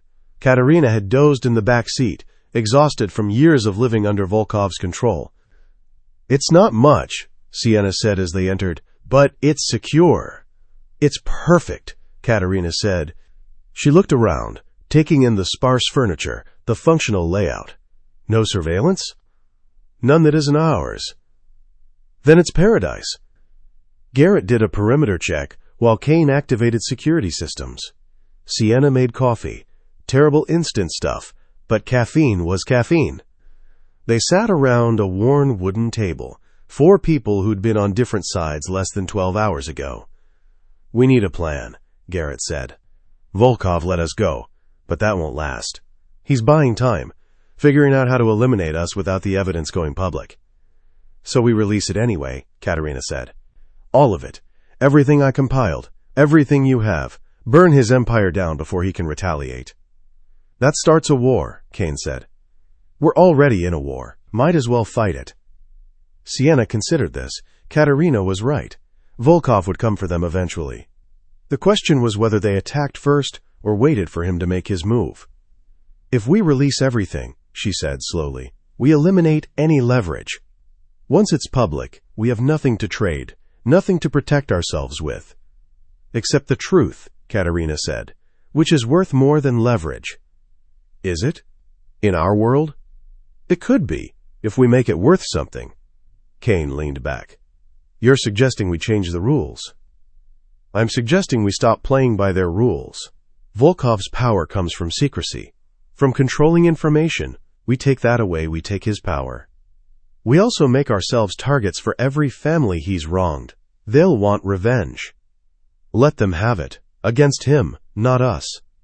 Sienna looked at Kane. Saw him processing the same calculations she was. This was insane. Reckless. Exactly the kind of move that got people killed. It was also the only move that gave them a chance. "We'd need protection," Kane said. "Can't fight everyone alone." "So we find allies," Katerina said. "Families that have been hurt by Volkov. People with their own grudges. We give them ammunition, literally and figuratively, and let them do the fighting. Proxy war. Smart war. We coordinate, we provide intelligence, but we don't stand on the front lines." Garrett shook his head. "This is crazy. You're talking about destabilizing every major criminal organization on the East Coast." "Yes," Katerina said simply, "I am. People will die. People are already dying, have been dying for years because of Volkov's machinations. This just accelerates the timeline." Sienna found herself nodding. This was exactly the kind of systematic disruption she'd studied academically. Psychological operations on a massive scale, using truth as a weapon more devastating than any bullet. "I'm in," she said. Everyone looked at her. "I came here to destroy one man," she continued. "Ended up falling for him instead. But the mission, the core mission of stopping people who use others as pawns, that hasn't changed. Volkov did that. To me, to Kane, to Katerina, to my brother. If we can stop him, prevent him from doing it to others, then Ethan's death means something," Kane finished. "Yes." He reached across the table, took her hand. "Then I'm in too." Garrett sighed. "You're both insane, but I've been following you this long. Might as well see it through." "So we're doing this," Katerina said, not a question. "We're going to war with Dmitry Volkov."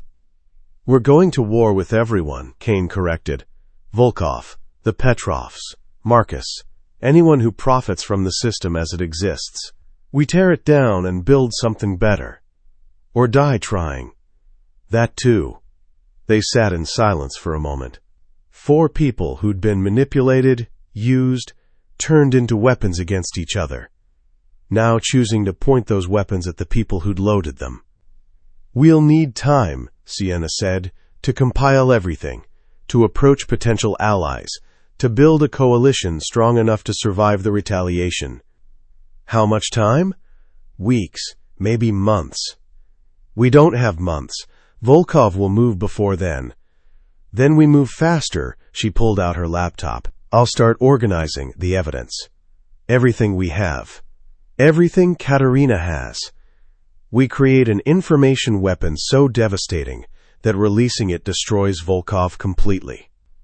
And in the meantime, we stay hidden, stay safe, and we plan for every contingency." Kane stood. "I'll coordinate with Garrett on security. Make sure we're protected if Volkov finds us before we're ready." "And I'll reach out to potential allies," Katerina said. "People I know who have grudges against my grandfather, who will help if we give them the right ammunition." They dispersed to their tasks, efficient, focused, united by common purpose. Sienna worked through the day, compiling evidence, building narratives, creating the kind of comprehensive case that would be impossible to refute. Kane appeared with food around noon, sandwiches, coffee. He sat beside her while she worked. "You're good at this," he observed.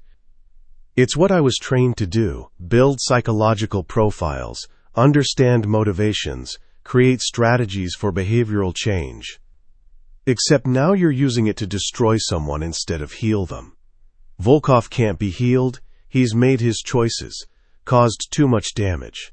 This is containment, preventing further harm." "You sound like you're trying to convince yourself." Sienna stopped typing. "Maybe I am. I became a psychologist to help people, to understand trauma and facilitate healing. Now I'm weaponizing that knowledge to orchestrate someone's downfall. She paused. "That's not who I wanted to be." "Who did you want to be?" "Someone who made the world better, who helped people rebuild instead of breaking them down further." Kane was quiet for a moment. Then, "You're still doing that. In a different way." "How?" "By stopping someone who breaks people systematically. Volkov doesn't just kill, he manipulates, creates conflicts, turns people into weapons against themselves and others. By stopping him, you're preventing future trauma. That's healing, just on a larger scale." Sienna considered this.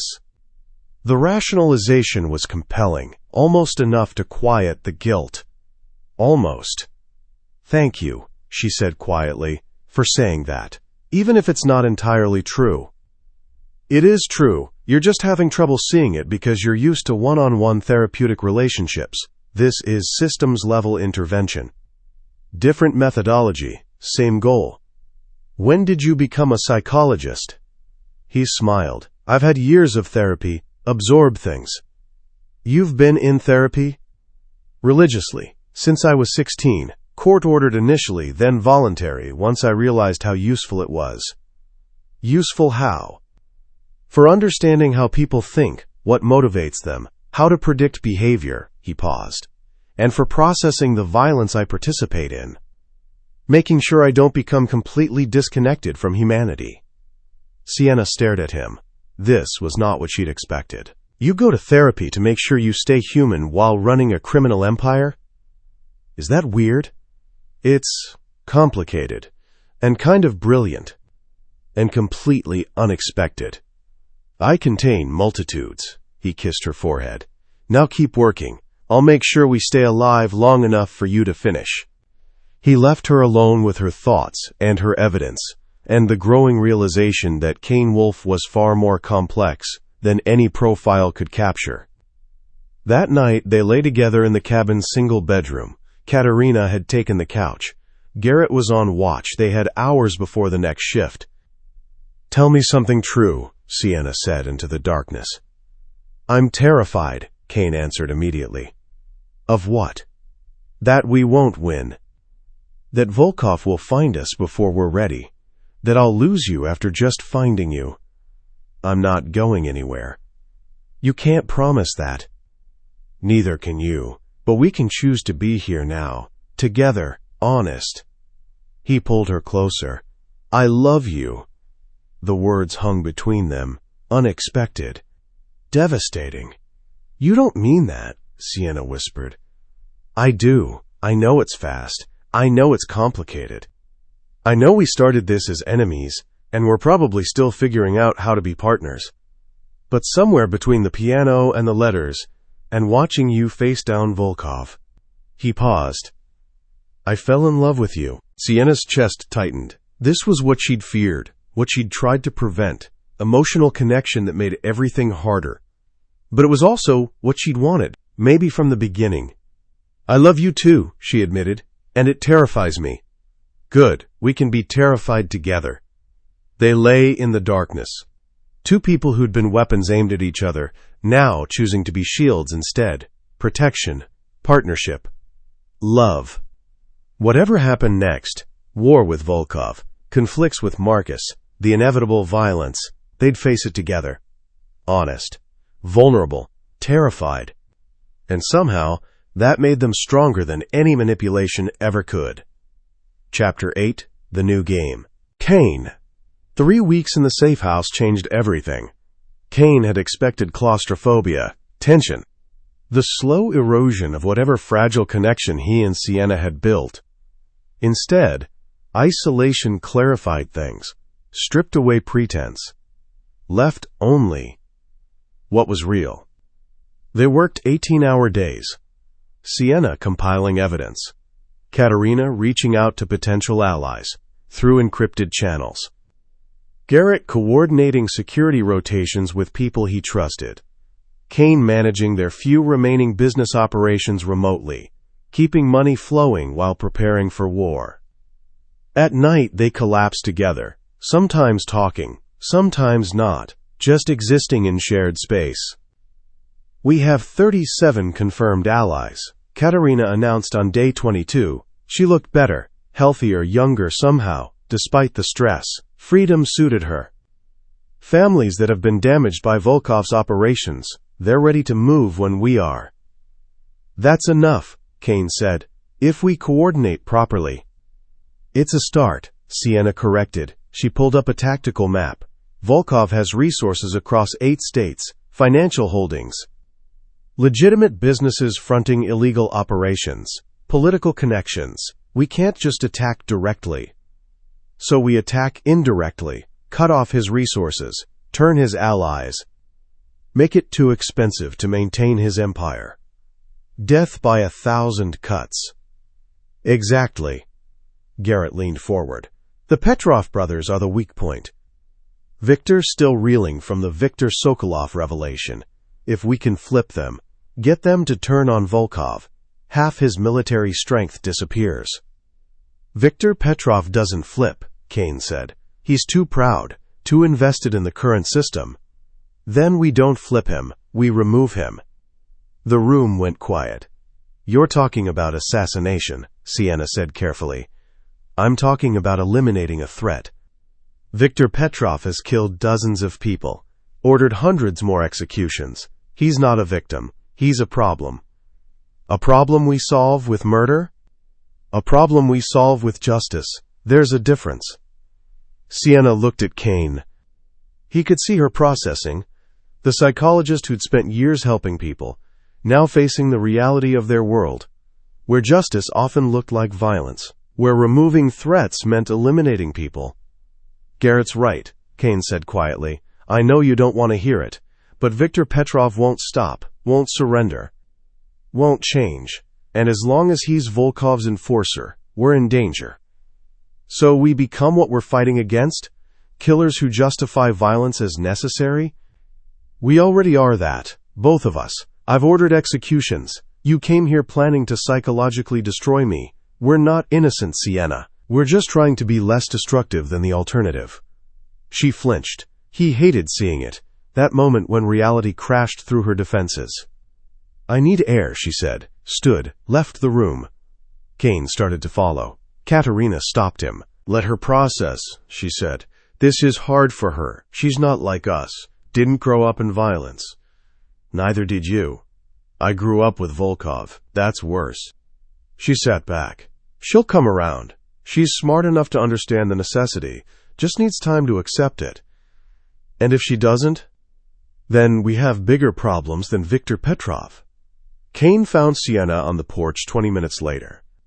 She was staring at the forest, arms wrapped around herself against the cold. "I'm not saying you're wrong," she said without looking at him. "About Viktor. About the necessity. She paused. "I need to figure out where my line is. What I'm willing to do. What I'm willing to become." "You think there's a line between healing and harming?" "I think there should be." "But there isn't. Not in practice." Kane moved beside her. "Every intervention changes people. Therapy, manipulation, violence. They're all tools that alter behavior. The only difference is intention and consent." "That's a reductive view. It's an honest one.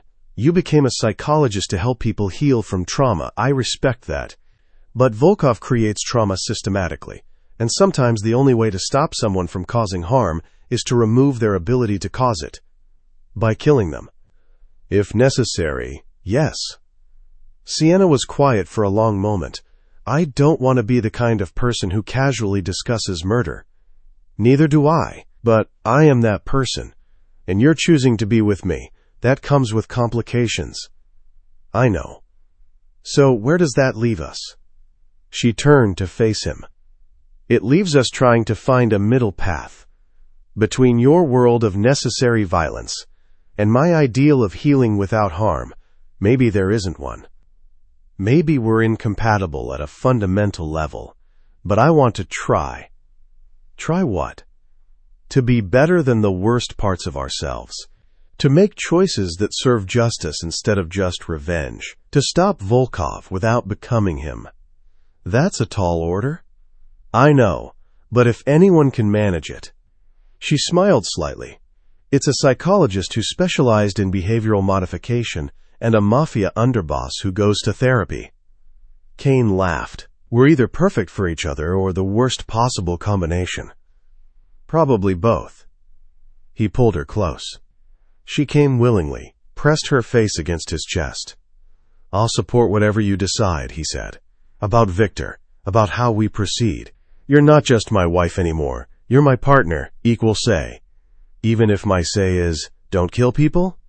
Even then, though I reserve the right to argue strenuously about tactical necessity." "Fair." They stood together as the sun set. Two people from completely different worlds trying to build something new. Something better. Probably failing, but trying anyway. Sienna.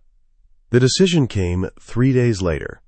Sienna had spent 72 hours reviewing every piece of evidence on Viktor Petrov, his crimes, his victims, the systematic brutality he'd employed over decades. She'd also reviewed the alternatives. Prison, unlikely with his connections.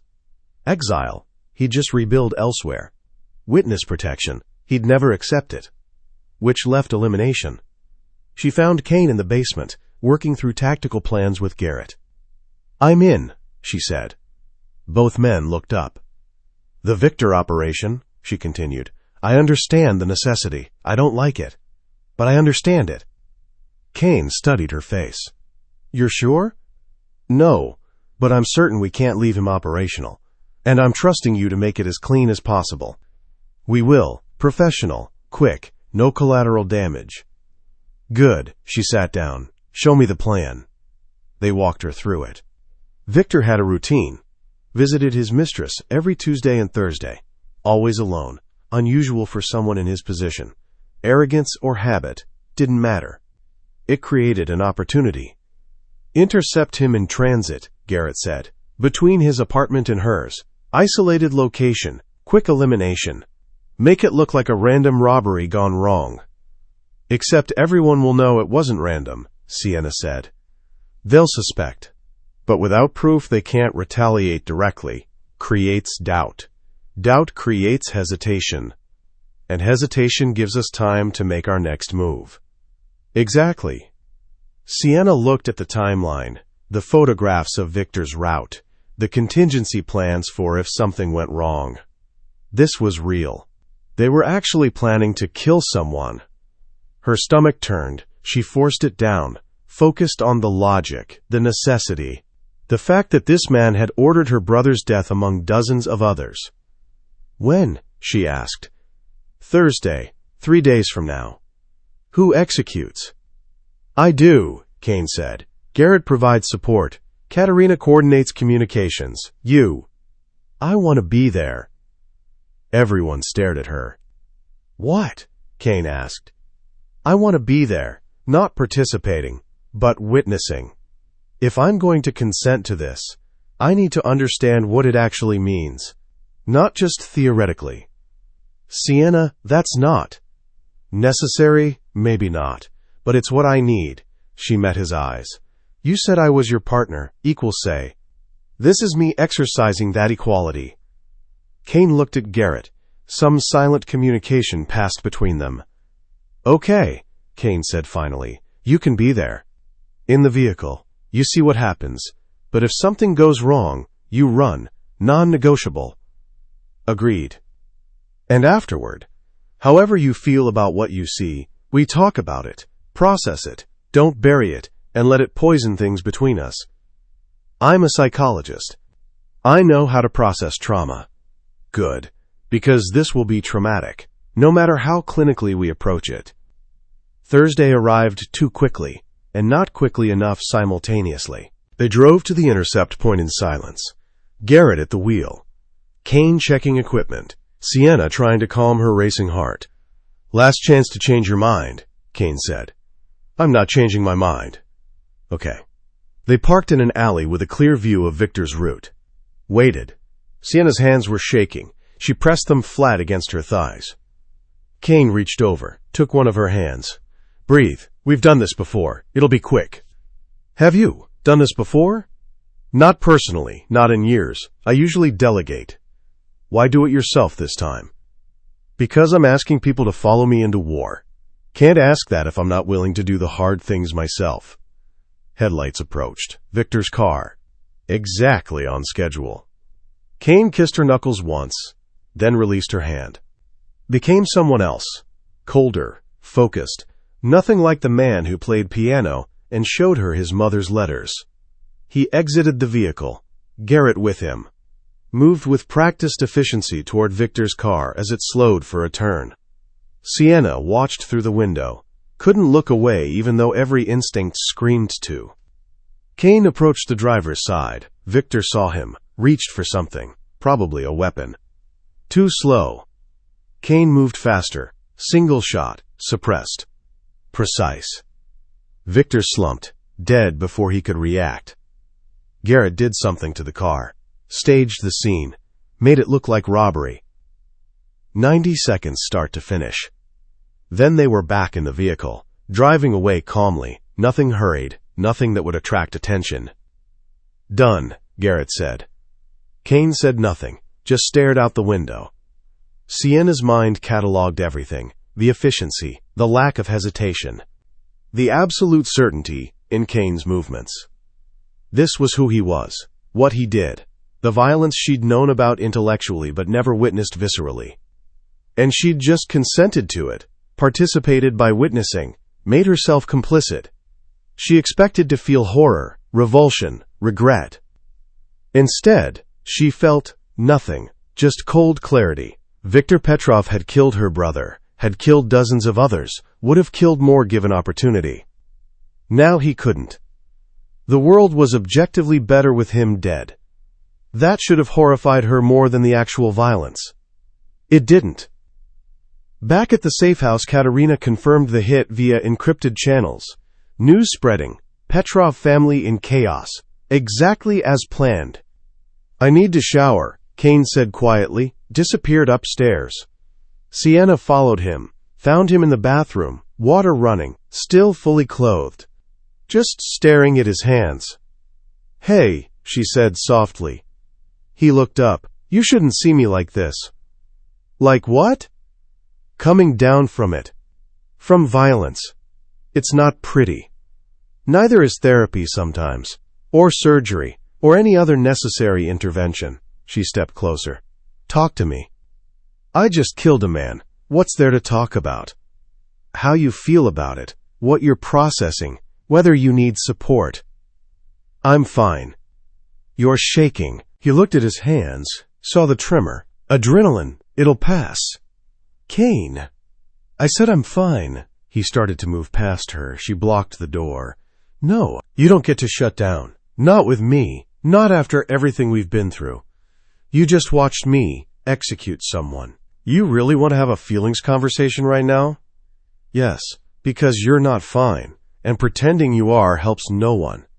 He stared at her. Then something in him cracked. I hated it, he admitted. Every second. The necessity of it. The efficiency I've developed from years of practice. The fact that it didn't bother me more. It bothers you now. Because you're here. Because I care what you think. Because for the first time in my life, I have someone who sees the violence and doesn't look away, but also doesn't condemn. His voice broke slightly. And I don't know what to do with that. Sienna stepped forward, pulled him into her arms. He resisted for a moment, then collapsed into her, shoulders shaking. I've done terrible things, he whispered, to survive, to protect people, to build something that matters, but they're still terrible. I know. And you're still here. I am. Why? Because terrible things don't make you a terrible person. They make you someone who survived terrible circumstances. There's a difference. Is there? Yes. And I'll keep reminding you of that as long as you need to hear it. They stood together, water running, both processing what had happened, what they'd become. Partners in something that wasn't quite love and wasn't quite war. Something harder, more honest, more real. Kane. The response to Viktor Petrov's death was immediate and chaotic. Alexei and Mikhail blamed Volkov, suspected he'd ordered the hit to consolidate power. Volkov blamed the Wolves, suggested Kane had eliminated a threat. Marcus blamed everyone, saw opportunity in the chaos. No one had proof. Everyone had suspicions. Perfect. The Petrov brothers are meeting with their lieutenants, Katerina reported, deciding whether to retaliate or cut ties with Volkov. We need them to cut ties, Kane said. Then we give them reason to. Sienna pulled up financial records. Volkov's been skimming from their operations for years. I have proof. We leak it. Make them think he viewed them as expendable income sources. That'll do it. Pride matters more than money to people like the Petrovs. They orchestrated the leak through multiple channels, made it look like an internal whistleblower. Within hours, the Petrov brothers were demanding a meeting with Volkov. Phase 1 complete, Garrett said. Volkov's coalition is fracturing. Phase 2? We turn his political connections, show them he's a liability, make supporting him more dangerous than abandoning him. Sienna worked her contacts, people from her DoD days, who owed her favors. Garrett used his intelligence network. Katerina provided insider information on which politicians were most vulnerable to pressure. Slowly, methodically, they dismantled Volkov's empire. Not through direct confrontation, through systematic erosion, death by 1,000 cuts, just as planned. On day 39, Marcus made contact. The message came through encrypted channels. We need to talk. In person. Neutral ground. It's a trap, Garrett said immediately. Obviously, Kane agreed. Question is whether it's worth walking into. He's my uncle, Sienna said. I should go. Hear what he has to say. Absolutely not. Kane. No, you don't go alone. We go together or not at all. He won't talk with you there. Then he doesn't talk. I'm not risking you for a conversation with someone who's already proven he'll manipulate you. Sienna wanted to argue. He could see it in her expression. But she nodded. Together then. They chose a diner in a small town 2 hours south. Public, neutral, lots of exits. Marcus arrived alone, looked older than Kane remembered, tired. Sienna, he said, you look well. Don't. Don't what? Don't pretend this is a family reunion. Say what you need to say. Marcus ordered coffee, waited until the waitress left. I underestimated you, he said finally. Both of you. I thought this would play out differently. Thought you'd destroy Kane, get your revenge and come home. Instead, he gestured vaguely. You destroyed everything else. You're welcome, Kane said. I'm not thanking you. You've destabilized every major operation on the East Coast, created chaos. People are dying. People were already dying. We just redirected who pulls the triggers. Semantics. Truth. Sienna leaned forward. Why are we here, Marcus? What do you actually want? To offer you a deal, both of you. We're listening. Volkov is finished. Everyone knows it. The question is, who fills the power vacuum? It could be chaos, different families fighting for territory. Or it could be organized, controlled, better. Better how? You two, running things. Kane has the operational experience. Sienna has the psychological insight. Together, you could build something more sophisticated than anything that currently exists. Kane laughed. You want us to become crime bosses? I want you to bring order to chaos. Create a system with rules, accountability, something less destructive than what Volkov built. And you get what out of this arrangement? A seat at the table, access, the satisfaction of knowing I helped build something better than before. You mean control, Sienna said. You want to control us the same way you tried to control me before. I want to work with you. There's a difference. No, there isn't, she stood. We're done here. Sienna? I said we're done. You used me, used my grief, used my brother's death to turn me into a weapon. And now that the weapon's turned on targets you didn't intend, you want to redirect it. Well, no, I'm not your asset. I'm not your weapon, and I'm sure as hell not going to help you profit from the chaos you helped create. Marcus's expression hardened. You're making a mistake. I'm making a choice, finally, on my own terms. They left him sitting in the diner, drove back to the safe house in silence. That went well, Garrett said when they arrived.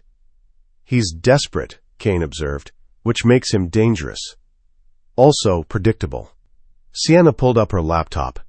He'll try to cut a deal with Volkov, offer to deliver us in exchange for position in whatever comes next. Will Volkov take it? No, he's too proud, too angry. He'll want revenge, not collaboration. So Marcus becomes a problem. Marcus has always been a problem. Now we just stop pretending otherwise. Katerina entered. We have movement. Volkov's mobilizing what's left of his forces. Looks like he's planning something big. Define big. Full assault on anyone he thinks is responsible for his empire crumbling, which includes us. Kane and Sienna exchanged glances. How long? Kane asked. 2 days, maybe 3. Then we move first. Move how? We end this, once and for all, Sienna. The final plan was simple, risky, possibly suicidal.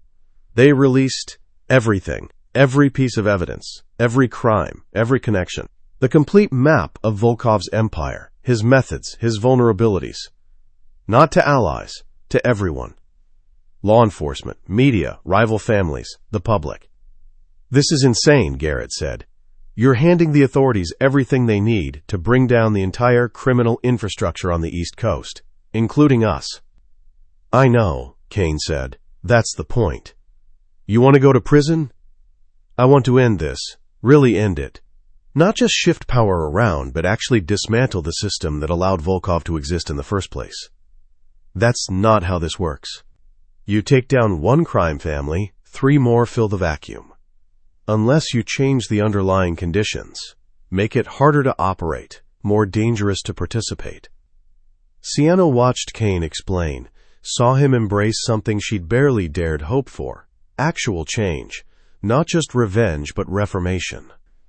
The authorities get everything, Kane continued, but we also release documentation of their complicity, the politicians who took bribes, the cops who looked the other way, the prosecutors who buried cases. Everyone goes down, clean slate. And us? Katerina asked. We turn ourselves in. Cooperate fully. Testify against everyone, in exchange for protection and reduced sentences. You're talking about becoming informants. I'm talking about choosing a different path, one that doesn't involve spending the rest of our lives looking over our shoulders. Sienna's chest tightened. This was more than she'd expected, more than she'd hoped for. You'd really do that? She asked. Give up everything you've built? Risk prison? For what? For you, for us, for the chance to build something real that isn't based on violence. He took her hand. I've spent 34 years in this world. I'm tired. I want out, and if the only way out is through the justice system, so be it. They'll come for us harder. Volkov, Marcus, everyone who gets exposed. Let them. We'll have federal protection, witness security, a chance at actual life. Or we'll have targets on our backs forever.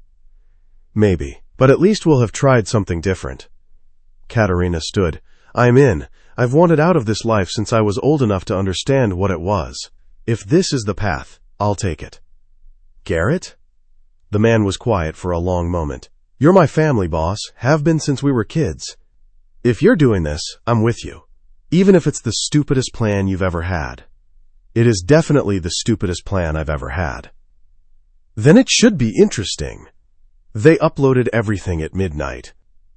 Simultaneous release to law enforcement, media outlets, and encrypted channels used by every major criminal organization. The response was immediate. Chaos, arrests, raids, families turning on each other, politicians resigning, the entire infrastructure of organized crime on the East Coast convulsing. And at the center of it, an offer from Kane Wolf and Sienna Hale to testify against everyone in exchange for protection. The FBI arrived at dawn. They were gentle, professional, recognized that Kane and Sienna weren't fleeing but surrendering voluntarily. You're doing the right thing, the lead agent said. Special Agent Rebecca Torres, mid-40s, kind eyes. It's gonna be hard, but you're doing the right thing. I hope so, Sienna said quietly. They were separated immediately, standard procedure for witnesses. Kept in different locations while their testimonies were verified. Sienna spent 3 days being debriefed, answering questions about everything. Volkov's operations, Marcus's involvement, the arranged marriage, her original mission, what had changed. She told them everything, held nothing back. On day 4, Torres brought news. Dmitry Volkov was arrested this morning, along with 47 associates. The Petrov brothers are cooperating in exchange for reduced charges. And Marcus Hale, she paused. Marcus Hale died last night, apparent suicide. Sienna felt nothing, just cold recognition that her uncle had chosen his final move. Can I see Kane? She asked. Soon. We're still processing his testimony, but yes, soon. How soon? A few more days. We need to verify claims, coordinate with multiple jurisdictions. But he's safe, and he's asking about you constantly. That made her smile despite everything. 5 days after their surrender, Sienna was finally allowed to see Kane. They met in a conference room under guard, weren't allowed to touch, could only talk with agents present. It didn't matter. Hey, he said. Hey yourself. You okay? No, you. Not even a little bit, but alive. That counts for something. They stared at each other across the table, two people who'd started as enemies, become partners, survived impossible odds. Now facing the consequences of trying to do something right. Torres says we'll be in witness protection, Kane said. New identities, new location. No contact with anyone from our previous lives. Forever? For as long as necessary, could be years. Together? If you want. Sienna reached across the table. Kane did the same. Their fingers touched. The guard cleared her throat. They pulled back. I want, Sienna said. Whatever comes next. However hard it is, I want to do it with you. Even though I'm a criminal, even though I've done terrible things, even though. Because you're also trying to be better. And that matters. We could have normal lives, boring jobs, a house in the suburbs. The most dramatic thing in our week, being grocery shopping. Sounds terrible. Sounds perfect. They smiled at each other, exhausted, terrified, hopeful. I love you, Kane said. I love you too, even though you're impossible. Especially because I'm impossible. The meeting ended too soon. They were separated again.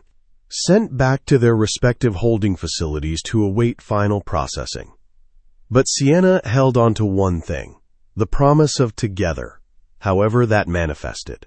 Whatever that meant. They'd torn down empires, destroyed their old lives, chosen truth over power. Now they'd build something new, something honest. Something worth surviving for. Epilogue. Sienna. 18 months later. The coffee shop was quiet on Tuesday mornings. Sienna had learned this after 3 weeks of careful observation. The early rush cleared by 9, leaving only a handful of regulars, retirees reading newspapers, freelancers on laptops, the occasional student cramming for exams. She liked it, the predictable rhythm. The anonymity of a small town where nobody asked questions about the couple who'd moved into the rental house on Maple Street 6 months ago. Your usual? The barista, college kid named Emma, studying psychology at the local university, already had a mug ready. Please, and whatever Daniel's having. Daniel. Not Kane. That name had died with their old lives, buried under layers of federal protection and fabricated histories. Now he was Daniel Foster. Sales consultant. Boring job, boring backstory, boring everything. Except when Sienna looked at him, really looked, she still saw Kane Wolf. The man who'd played Rachmaninoff at midnight. Who'd given her his mother's letters. Who'd chosen destruction of everything he'd built over losing her. He entered the coffee shop right on schedule, 9:15, Tuesdays and Thursdays. Their routine. Morning, he said, kissing her cheek. The casual domesticity of it still felt surreal. Morning, how was the gym? Exhausting. I'm getting old. You're 36. Exactly. Ancient. They sat at their usual table by the window, overlooking Main Street, watching small-town life proceed at its leisurely pace. So different from before. From estates and security details and constant threat assessment. I got an email, Kane said quietly, from Torres. Sienna's pulse spiked. Special Agent Rebecca Torres was their handler. Contact came quarterly, updates on the ongoing cases, threats assessment, confirmation they were still safe. And? Volkov was sentenced. 40 years, no parole. She absorbed this. The man who'd orchestrated so much death, her brothers, countless others, would spend the rest of his life in prison. It should have felt like victory. It felt like closure. Different thing entirely. The Petrov brothers got 15 years each, Kane continued. Katerina's testimony was decisive. She's in the program too, different location, doing well apparently. Good, she deserves peace. So do we. Do we have it? Kane looked around the coffee shop. At Emma making drinks. At the elderly man doing a crossword puzzle. At the complete absence of danger. Getting there, he said. They drank their coffee. Sienna pulled out a book, fiction this time, not a psychology text. She was trying to read for pleasure again, slowly remembering what that felt like. Kane worked on his laptop, actual sales consulting, boring spreadsheets, and client emails and performance metrics. He was good at it, good at everything, really. Adapted to normalcy the same way he'd adapted to violence, with focused precision. But sometimes Sienna caught him staring at nothing, lost in thoughts he didn't share, processing things that couldn't be spoken in coffee shops. Therapy today? She asked. 3 o'clock. You? Same. They'd both continued. Different therapists now. Court-ordered initially, then voluntary. Working through everything they'd done, everything they'd survived, everything they were trying to become. It helped. some days more than others. "I have something to tell you," Kane said, closing his laptop. Sienna's chest tightened. In their old life, those words preceded danger. Now they just preceded something. "Okay. I've been talking to my therapist about the future, about what comes after witness protection, once the trials are complete and we're allowed to exist more openly. And I want to go back to school." She blinked. "What?" "Music. I want to study music theory, maybe teach eventually. I was good at piano before everything else took over. I'd like to see what I could have been, if I'd chosen differently." Sienna stared at him. This man who'd run criminal operations worth millions, who'd ordered executions, who'd built an empire on violence, now wanted to teach piano. She searched for words. "That's beautiful. It's also impractical. Would take years. I'd be starting over completely at 36. So it's selfish. We should be thinking about rebuilding. About living," she interrupted. "Actually living. Not just surviving or hiding, but choosing something we want, for no reason except that we want it." He smiled. That same genuine expression she'd first extracted from him months ago. "You really think I could?" "I think you can do anything. You've proven that repeatedly." "Even boring middle-class normalcy?" "Especially that. It's probably the hardest thing you've ever attempted." He laughed, reached across the table, took her hand. The gesture was easy now, natural, no performance required. "What about you?" he asked. "What do you want? After all this is over?" Sienna considered the question. She'd been asking herself the same thing for months. "I want to practice again, real practice. Helping people heal from trauma, instead of weaponizing trauma against them." She paused. "There's a community mental health center here. They're hiring. Part-time clinical work. Nothing glamorous, but real, helpful. You'd be incredible at that." "You think?" "I know. You helped me. You could help others." "I didn't heal you. I complicated your life immeasurably. You showed me I was worth healing. That's not the same thing, but it matters more." They sat in comfortable silence, two people who'd been weapons aimed at each other, now just people, complicated and damaged and trying. Emma refilled their coffee without being asked. Sienna thanked her. "Do you miss it?" Kane asked quietly. "The intensity, the stakes, the feeling of mattering on a large scale." "Sometimes." "Do you?" "Sometimes. But then I think about this."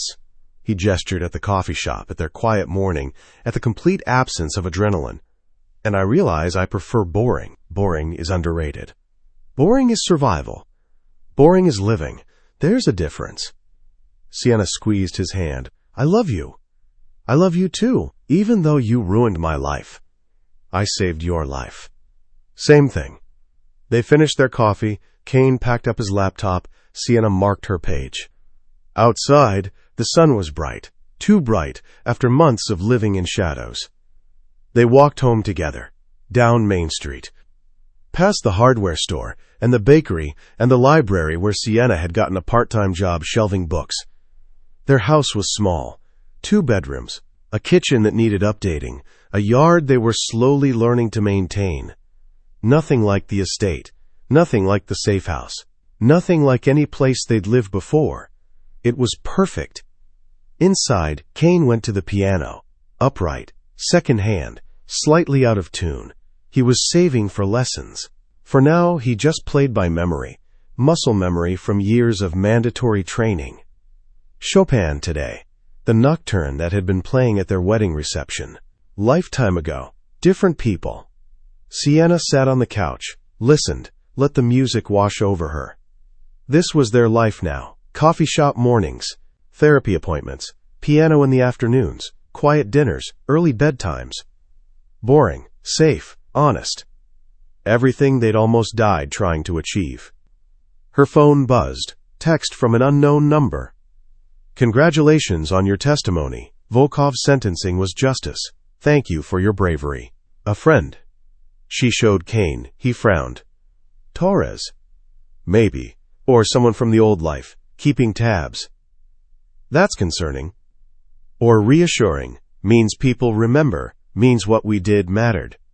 Still matters. The trials are ongoing. More arrests every month. We actually changed things. At considerable cost. Worth it? Sienna thought about Ethan, about the letters from Kane's mother, about Katerina finding freedom, about the dozens of operations shut down, the hundreds of lives potentially saved. Yes, she said, worth it. The piano continued, melancholy and beautiful. Kane had always played, like he was trying to express something he couldn't say with words. Now Sienna understood what. Hope, complicated and fragile and absolutely essential. I'm thinking about writing a book, she said. Kane's hands stilled. About what? About psychological manipulation, about how it works, how to recognize it, how to resist it, using our experience as case studies, anonymized, obviously. You want to turn our trauma into educational material. I want to make sure what happened to us, what happened to Ethan, helps prevent it happening to others. That's what psychologists do. We transform pain into understanding. That's very noble. It's very necessary, and it gives meaning to everything we survived. Kane resumed playing. You're remarkable, you know that? I'm practical. There's a difference. No, there isn't. Evening came slowly. They made dinner together. Actual cooking.